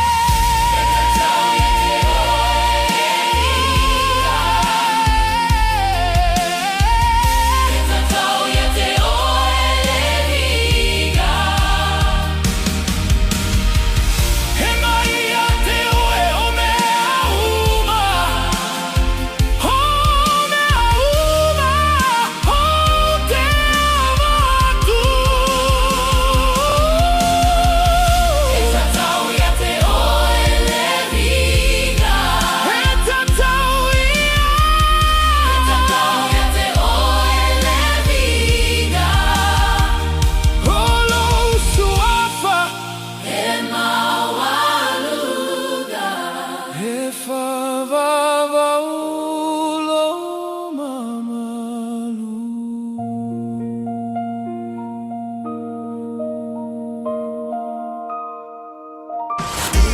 Radio Samoa. Taslima Ivatolu. Amo. Ooh, it's an ad break. Perfect time to be reminded that winter immunisations, including flu, are available now. Schedule them in at bookmyvaccine.nz or with your healthcare provider. And hey, you might get to tick it off your list before the next ad break. O e Saudi Malanga I Samoa, maratua loa le Moana Rentals, o lo whanga salola na whabitoa e 20% pea e whaungaina, so se taavale le masina ato me, e mawhaiona pikila taavale mai le malaiva lele I whale olo mawhangali, whapealo tanto ofisa au tui ala fua, pe maboli atu fo I le whaletali malo o lo e whamautuai, ai ngā whabitoa, o lo ia tanto insurance cover te fili mai ai ina nei tupu se whaalavelave, ai o lo iai le whamama avenga, maratua o lo iai le tanto account I New Zealand, pe lafo sa fo I le Moana Rentals e whaunga I le Pacific Easy pe whaunga fo I le credit card e tutongi ai lo sa. Morisi whamtalanga wala au le Pacific Easy I le ovalu se lau o tasionono. Po numera masani au kilani o le lua fitu ono fitu iwa fitu wha. Ma le lua fitu ono fitu iwa valu wha. Ma talo sanga I transfer o e I le Moana. Pe asesiani e le tato Facebook o le Moana Rentals. Po le upenga tafa ilangi o le moanarentals.com. Moana Rentals o laupa anga e taitolo ina oe a o e malanga asiasi I Samoa.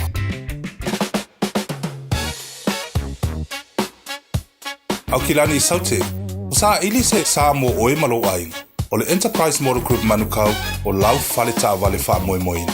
I tele taavale matango fie filifili mai ai, tele le fisosoani o lau whai ngā luenga mo oe, mo se taavale talafia ngai, su mai I le 5 Grey South Road I nei manukau. Asies fo I le upenga tawhailangi enterprisecars.co.nz, pe wala au mai I le oval se lau, 5 lua tolu wha. Enterprise Motor Group manukau, sa ili, filifili, ma ave loa lau tāwana. O e fufu e whaatau ese lo fale. E te manao sta ngate whaanongo ia oe, tau tua mo oe, ma malama I launga ngana. Wala au mai loa le malu mawhatau Bob le malu. I le olua lua, tolu ono o, 5 lua iwa fitu. Olua lua, tolu ono o, 5 lua iwa fitu. Toto Boy Radio Samoa, mara pokalame malu le tahe au, le onga tono neiva yaso. Ama e whawhianga mali tia maa, me pese sina. So ele mali tatu solo, mara nei whai solo. Sina e sa sei fai mai, ua o le no fai va ai,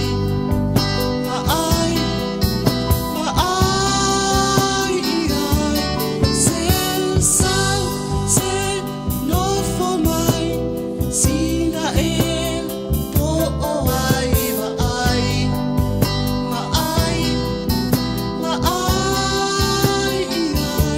Say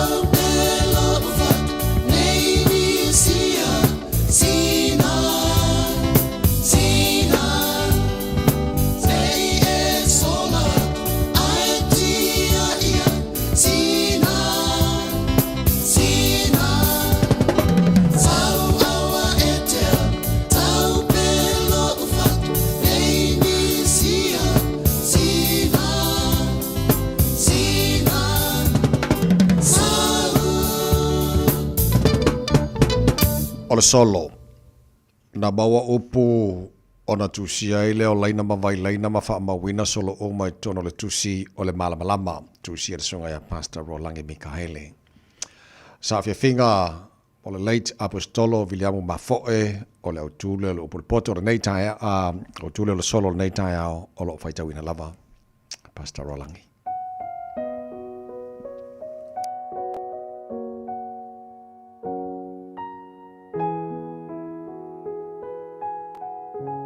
Sa fia finga mo le sunga le apostolo ya Viliamu Mafoe. E ua mali li utoa, ua mau upenga o le taua. Talo fai le tangi mai ala o le fale sa talaua. Pe tātou te talifi le mūre so mai o le pō, pe tātou te ino sia le la o whasolongoto. Na muia le ngalu e whawhati mo to e fuatai. Teina ne lau malanga e pei e whaanatinati, e fua ilo soifua, e le tai umana suati. Talo fai, o mamulu le pepe nai le lima, pe ai ona uanga stoto le masina. A le mea mauti noa e te le i whaia ina. A wā o lau moe matinga, a ta apere fua manusina, ia tofu lava le manu masiana ia. E te iri tata tele i se lupe e tō i le vau. Tu sa lava pe o se longo e sau mamau. O loa nganga, ia te tala le au a whamau. A le atua, ma ia mo mori lana fe au. E pei o le ufi ar tama i tai a tuli ma tā ngau. Mo le fuanga o lalo vaua ina ne i mau mau. Pe ta fe atu i le au au o pe au. E ui lava ua ngoto ma le uta lo sa. E mātou te le itari a a. A waele me whaino le sopo le maruvale le fungatia. E pei o le mau o le tūspa ia o le atua matautia. Le vina e toa le tai. Ia mamau fo i lau vai. Manatua a mauru sua vai. E to e sua mai. Amu ia o ia o mapu atu i a ao le matai. Tā lia so tātou tae ao mo oe mahau pe a wala au mai. O le mawaianga nei le whanga i punga i sa la whai. O le ali mai tū mua na whai mai. O le au foi o malie mata e vai. O malie talinga e whalongo. O malie ma le lautua o lo loto. O le au foi ma le mama ua lomi ma le waa ua ngoto. O ne tali mai leo le ali ma te poto. O ngoto i se alo sa. E le aini le lei o le ainga nei. O na o le nuu sang o le ngole ma le pātua o le lau mei. E na to ea i lunga le tamalo atu mua ma upu nei. O ma o ona o mata. O ma o ona o talinga. O ma ona lo o manava. O malie le loto ma le anganga. O ngoto le waa ua lomi le mama. O na oso loa leo le ali iro na waa. Ai sau le taulangi alo na au waa. O whaafetai. O whaafetai. O malie mata e vai. Tasi lava oe. O tasi lava oe.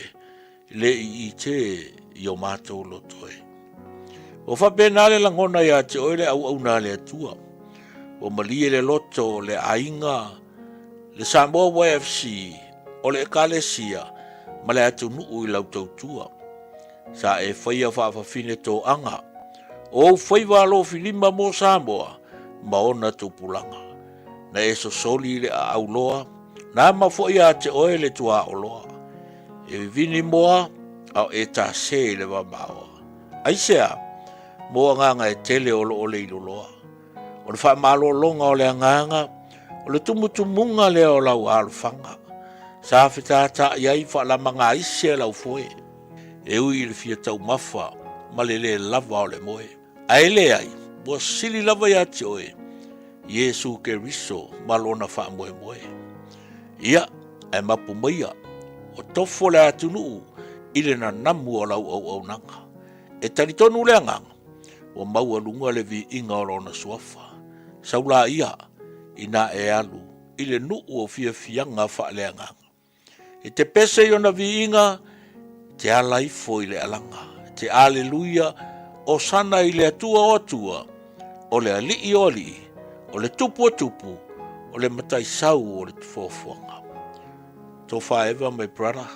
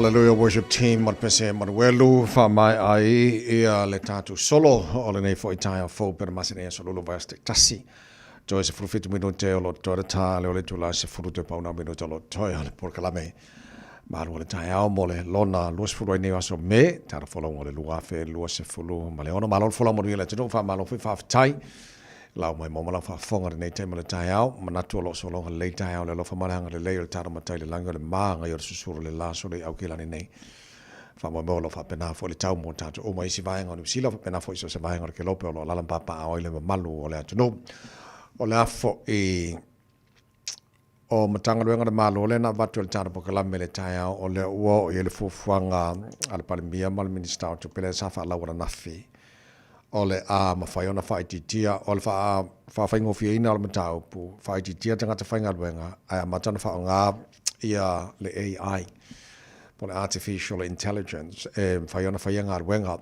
So, o te wawai atu, o lana winga whoringa mai o le tele o matanga luenga ia le malo, e mawhai le AI, ona whainga lantunga luenga, wai le whai le AI, ona whainga luenga uma.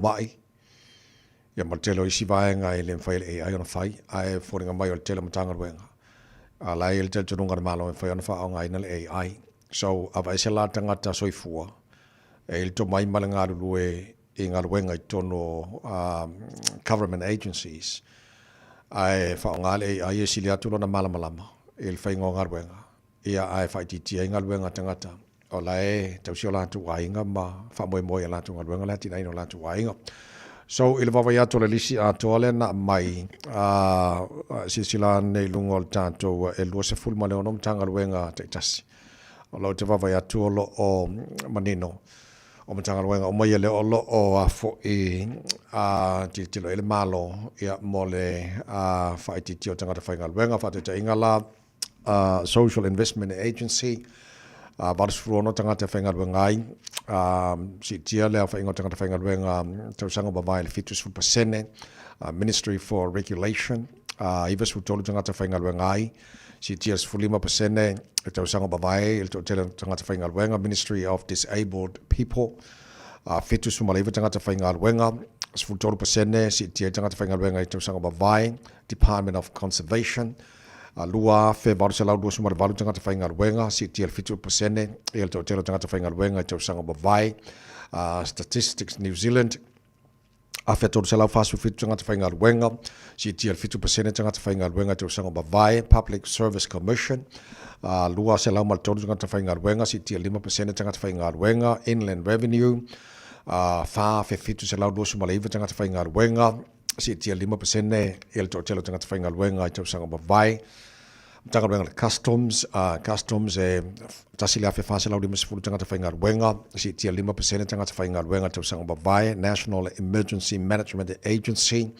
sa lau fitu suma lua tanga te whainga luenga si tia 12% tanga te telo tanga te whainga luenga tau sanga bavai Ministry of Social Development I vafe male iwa su whātanga te whainga ruenga, si tia 12% tangata to telo tangata whainga ruenga te usanga bavai, Land Information New Zealand, varu se lau tolu su tolu tangata whainga ruenga, 2% si tia to telo tangata whainga ruenga te usanga bavai, Ministry of Business, Innovation and Employment, e tu sa male 5 varu se lau iwa su lua tangata whainga ruenga, tasi male afa pasene si tia to telo tangata whainga ruenga te usanga bavai, Ministry of Foreign Affairs and Trade, tasi la fe tasi se lau varu su 5 tangata whainga ruenga, tasi pasene si tiel to telo tangata whainga ruenga, te usanga bavai, o mtanga ruenga siri la leo na tiltilo i tātou, o mtanga ruenga Ministry for Pacific Peoples.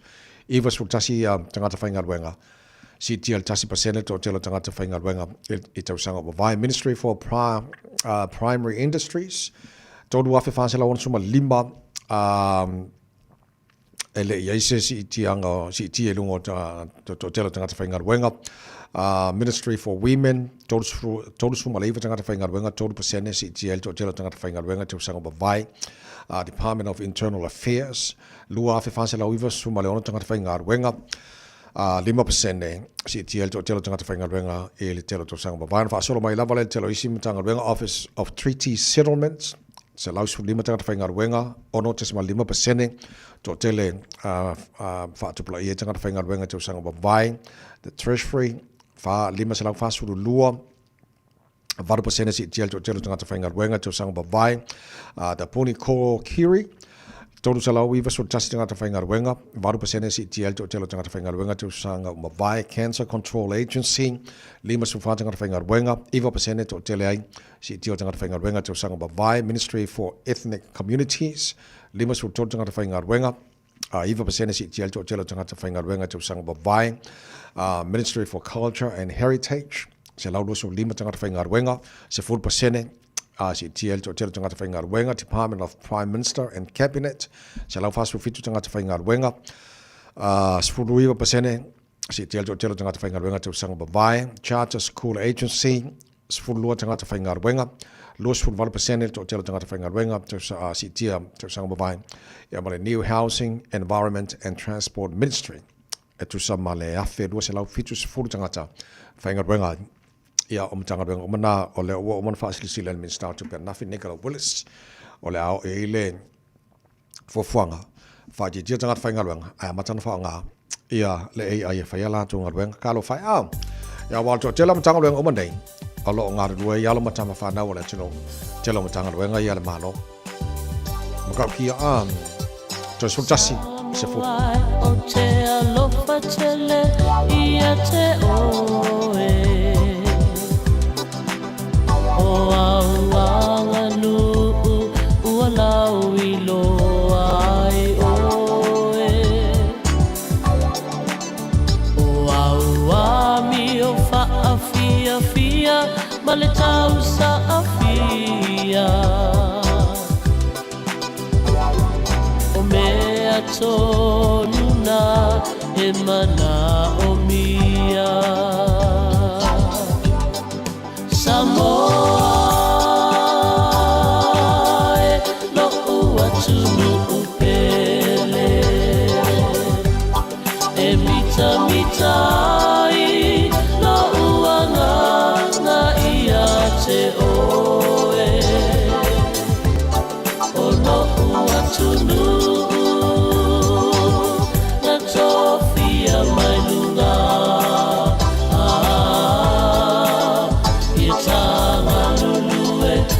Toe o atu moia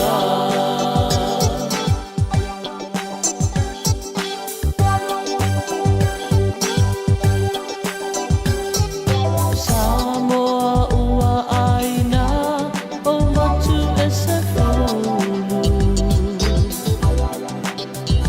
Whaasoma me sa vai e o mai ia aunu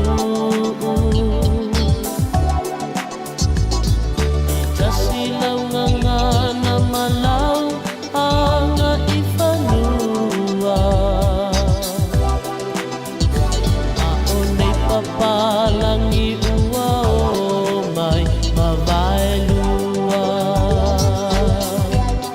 Samoa e lo ua tunu upele e mita mitai lo ua nganga ia te oe o lo ua tunu Sofia mai lunga Ia tanga lulue Matoe o fo atu moia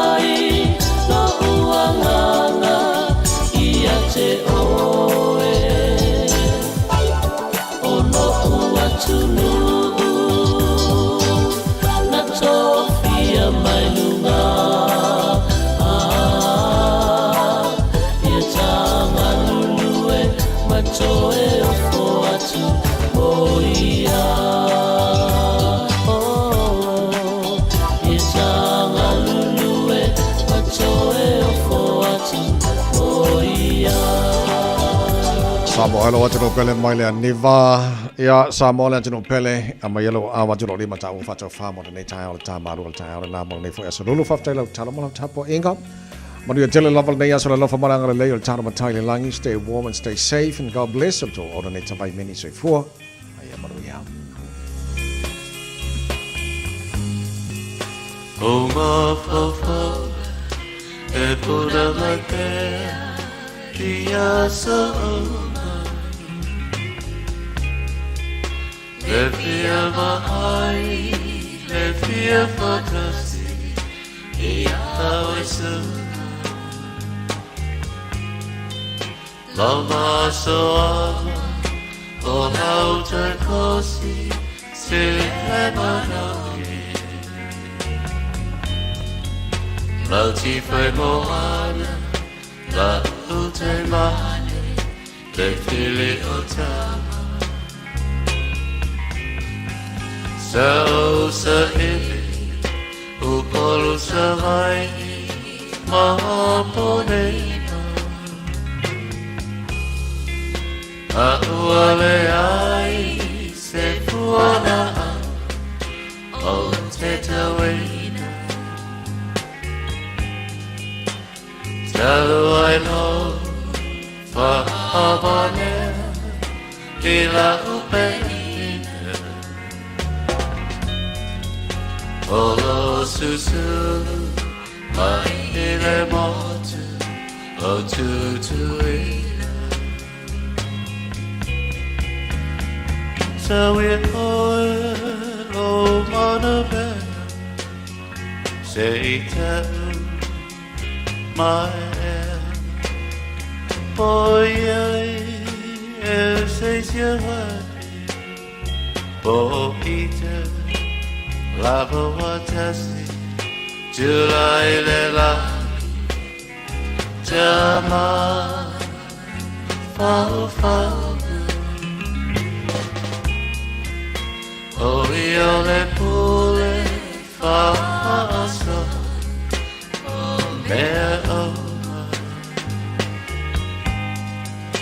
Yamalutia Ivana aloko Ota ona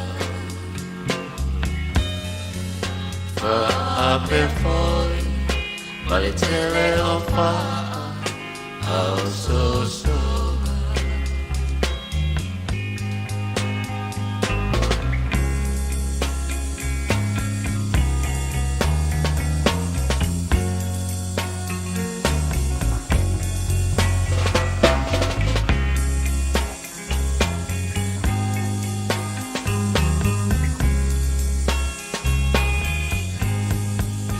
Awe te musu, nei moa malulu, wata o opu. Male masanina, nei ave, vasele mutu.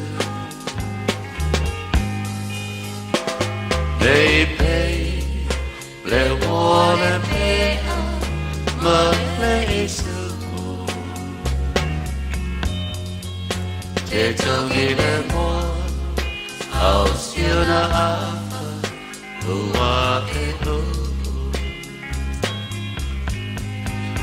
Le sini o loku, te anana, fai mai o sotana.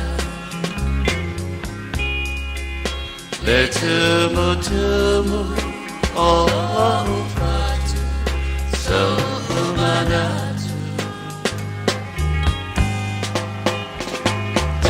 Maya, oso ta ofite te o favore.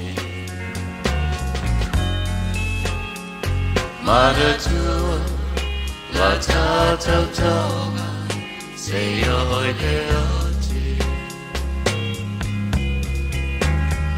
So we all go mother man, say my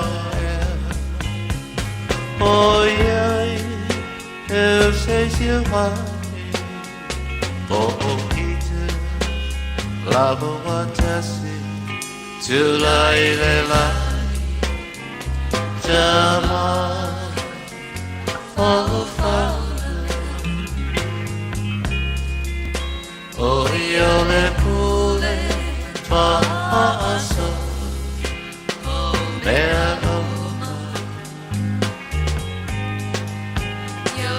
Alutia Idona aloha Ota ona Fa'ape poi Maletele o fa'a Au so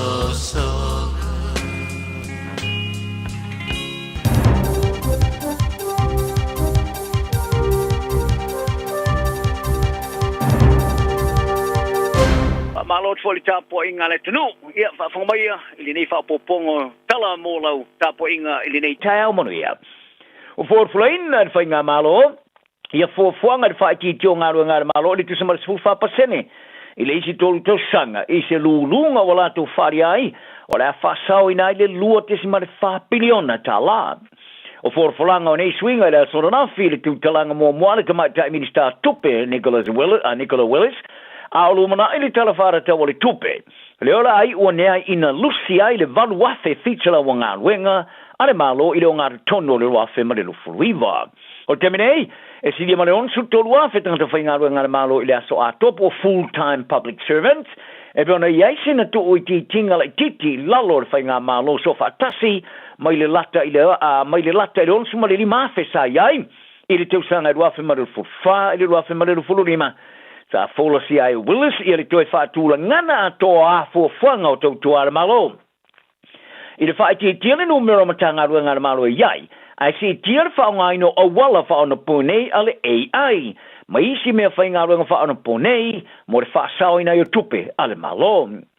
Ai o lea forflanga ale malo le tipino ngā rua ngā le malo e masani ona mawai tangata whainga rua i le lau moi Wellingtone i le pole vale.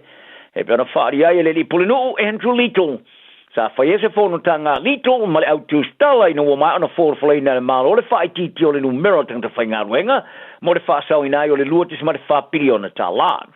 Sa tawa e lito e tawa telo na whaatari tali mori te le ato ni whaamatalanga e maua mai ina ieilo ai le tawa telo nei ti pinga o ngā ruenga. Ai uilea e tu mau lava ni tununga le lei pe a tilo ia i le forflanga le tamaita e minister tupe Nicholas Willis e o ngā tonu le i le whaongaina o le AI.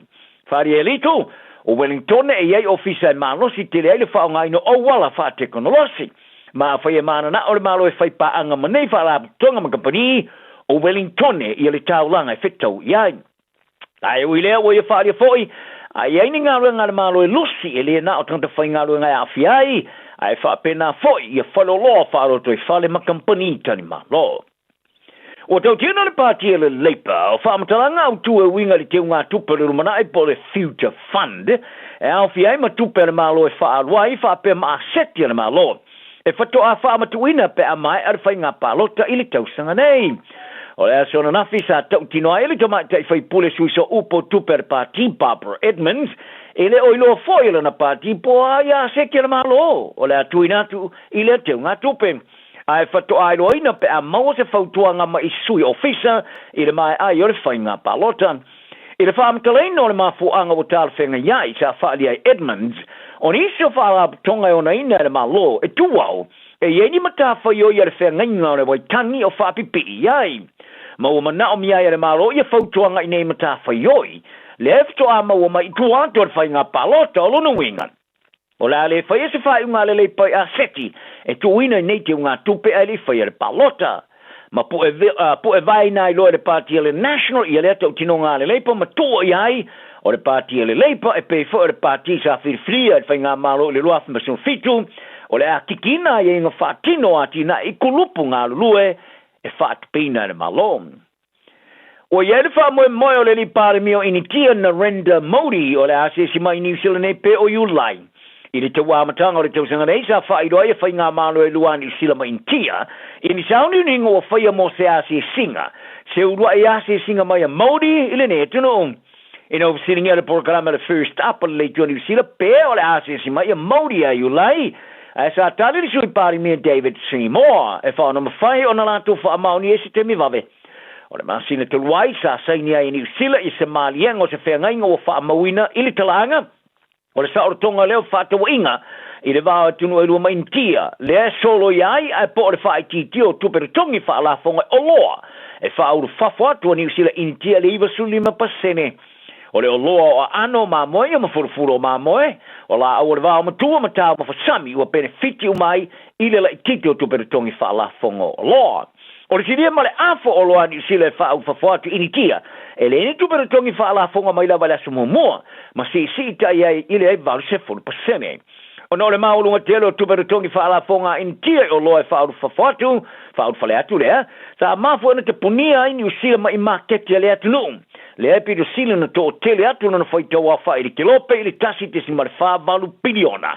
O le vasta ruai, sa fa ilo ai le fa mata uina ini tio le sa vali ese matala noanga fa tau inga mani sila, e tu sai matau mo whainga au fiai ma o loa e ngau sia mai suso le povi po dairy products. O suenga so fa tasi a leo fa avao malo o fa ilo ai le su tasi o leo fito ngā rulu e fa tasi. Matangate fela ua ia fa alilo lilo ia fa ala au fa saina. Wa tuina tu ne ilo ia malo. Sa forfola ina leo fite fa pe. O le suenga e la te leoro masino foi mai. O fa tali nei mo se fautuanga mai fa tono morianga o tangata whaingaro ngare malo po le Director of Public Prosecution po le KPP. Pe fa pe feo na fa au wawinai. I le asa mua te sema o te sanga mawae. O se tangata sa i tu ua i lungo o wala so tenga lau tele i silia Marcela Wata ma avea i tustusia. Sa hafe pasia i le vau leo, ma se sui o se kulupu e wha maapu boina sori ngā tu la fono e wha mautu i au kila ni nei. O neif tu se inga, sa whailo ai tau ma whainga mo le tangata valina o se tangata ato tasi i leo foina leo wha amatalanga i le mea nofo ma whearua iain. Ma whailo ai fo i e leo o tā pāina i e tupe e tu tongi atu. I wha amatalanga i wheu ia inga mono whanga e tolopu i ai ma piki ma iei whala au whasaina. Whaalia leo ofisa te tasi o tua ia sa sueina uma wha maumaunga o la tupe maua. I se whaamtalanga te sia sa whaamauni ai o pūlenga Australia ma New Zealand sa so sani in lea suenga. Sa whailo ai leo New Zealand sa maua so ta inga ma lea suenga talu mai te sema. E peona taula mua ai leo fiti le whaatau tainga i leo New Zealand o foina i ai le lango pe amana o mia o le ofisa la mpasa o Amerika Wellington le o whaavai ai ma le ofisa su le FBI sa te eno na whaali i ai semanatu. O le whaatupura i o le taungatara so i fuanga o tinga le to telo tangata ai o i la tu e tu maule a whaitu pe maua o tele atu le uti o le whasosoa inisi o whaamamulu le whaatau ino kofe ma ano man fasi mo tā mawha. O le taunga penseni mo swau, wa ngai atu lava ina maulunga tele atu mai le taua Iran, i foi numero whailo ai o vaila au whafo mai ma pilo ele tisi, o tuina e foi le mamawhai atu tupe a tangata lau tele. O au mātua i po tangata pensiona, o se isi leo kulupu e tu maule a whai o la tu tupe maua, o whetoi nei le whata wino vaenga e la tu te manamia. O se tangata matua pensiona e nofto tasi na o le lima se lau lima suma le lima ta la suma le lima sene ma o le vai aso. Ai a whai o se tangata pensiona e no nofu whata sima se isi se whale tasi o le ala i tiki atu lana tupe maua. I le urungari pensiona e na o le tai whase lau luasfu lima ta la ma le whase le vai aso e moina. O le mea lea o pile tutongi e peo insure pensini wha o popo e pile tutongi o lona winga e te tau lava na wha mamulu ni sio vai ngai masani o na whata wina. Ta ua e nisi o tangata pensiona o kofe ta mawhaina ma ano man fase whatau o nisi na vaenga o whamamulu. Ta alonga, o wharabu tonga le laka pipa i New Zealand mo le Touch New Zealand te ma le laka pi New Zealand o te tu whata sine e fsosani e tau mo whai ma whaolo leina ta alonga e loa.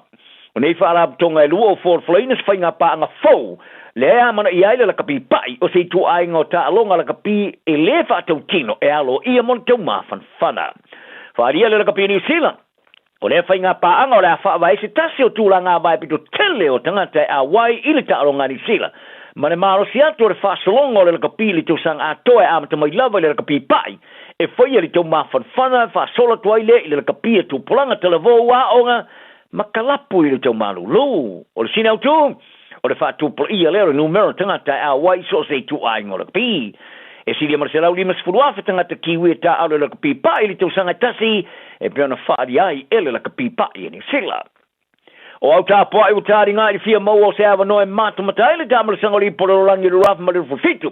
Wa mau nei le awa noe tāra sangai mo pepa e whātawina mo tāronga umai 5 suma le lua. Mo le lua sul whao o loka pia tunu o whao popo i e tunu e awai. Mo le tāmara sanga i isi tua le vasatase mane Australia. O le wha malama o le lua vai aso o tala ina nei mo le whātawina o pepa urwhale se i auria le aso lua yuni. I au tāpua i o mau awa no tusa e mau ai pepa urwhale. Mo le tāmara sanga pitu tele o loka pia le. E toi lima se la waso o le toi mai le tāronga momoa o le tāmara sanga i le vao Australia.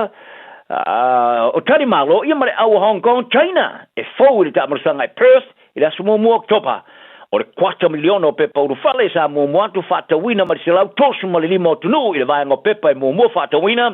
Ma pepa urwhale a mata mai lava le whasutala Australia mo tangata mātua luas futala Australia mo tamaiti e pena maurunga tele le manawia. Tele noi pepa urwhale o lau soka au kilani ale Auckland FC o le atari malo nei le suanga sampino le tamarasanga soka ale A-League Australia marisila mo se te mumoy ni sil nei le stonai i au kilani. Ma pepa urwhale o li po te nei le alu mia tele o peor whatawino keke vevela. I le fiafira songa fua la so mua o whatawino pepa urwhale o whaadiai o Sicilian Nick Berger. O silia lai tiki ma le luas fuafe pepa urwhale o whatawina mo na malaya le Go Media Stadium. Le o fiele luasu lima fe o tangata. Ma whaari ai, o iai lo lato wha moe moe ngai o mai le aso nafi lea, waru mia uma pepa urwhale. Malaya tala na mo ne aso o vea o imatanga te tau siel file mu, fia lo waso. Hey, hey!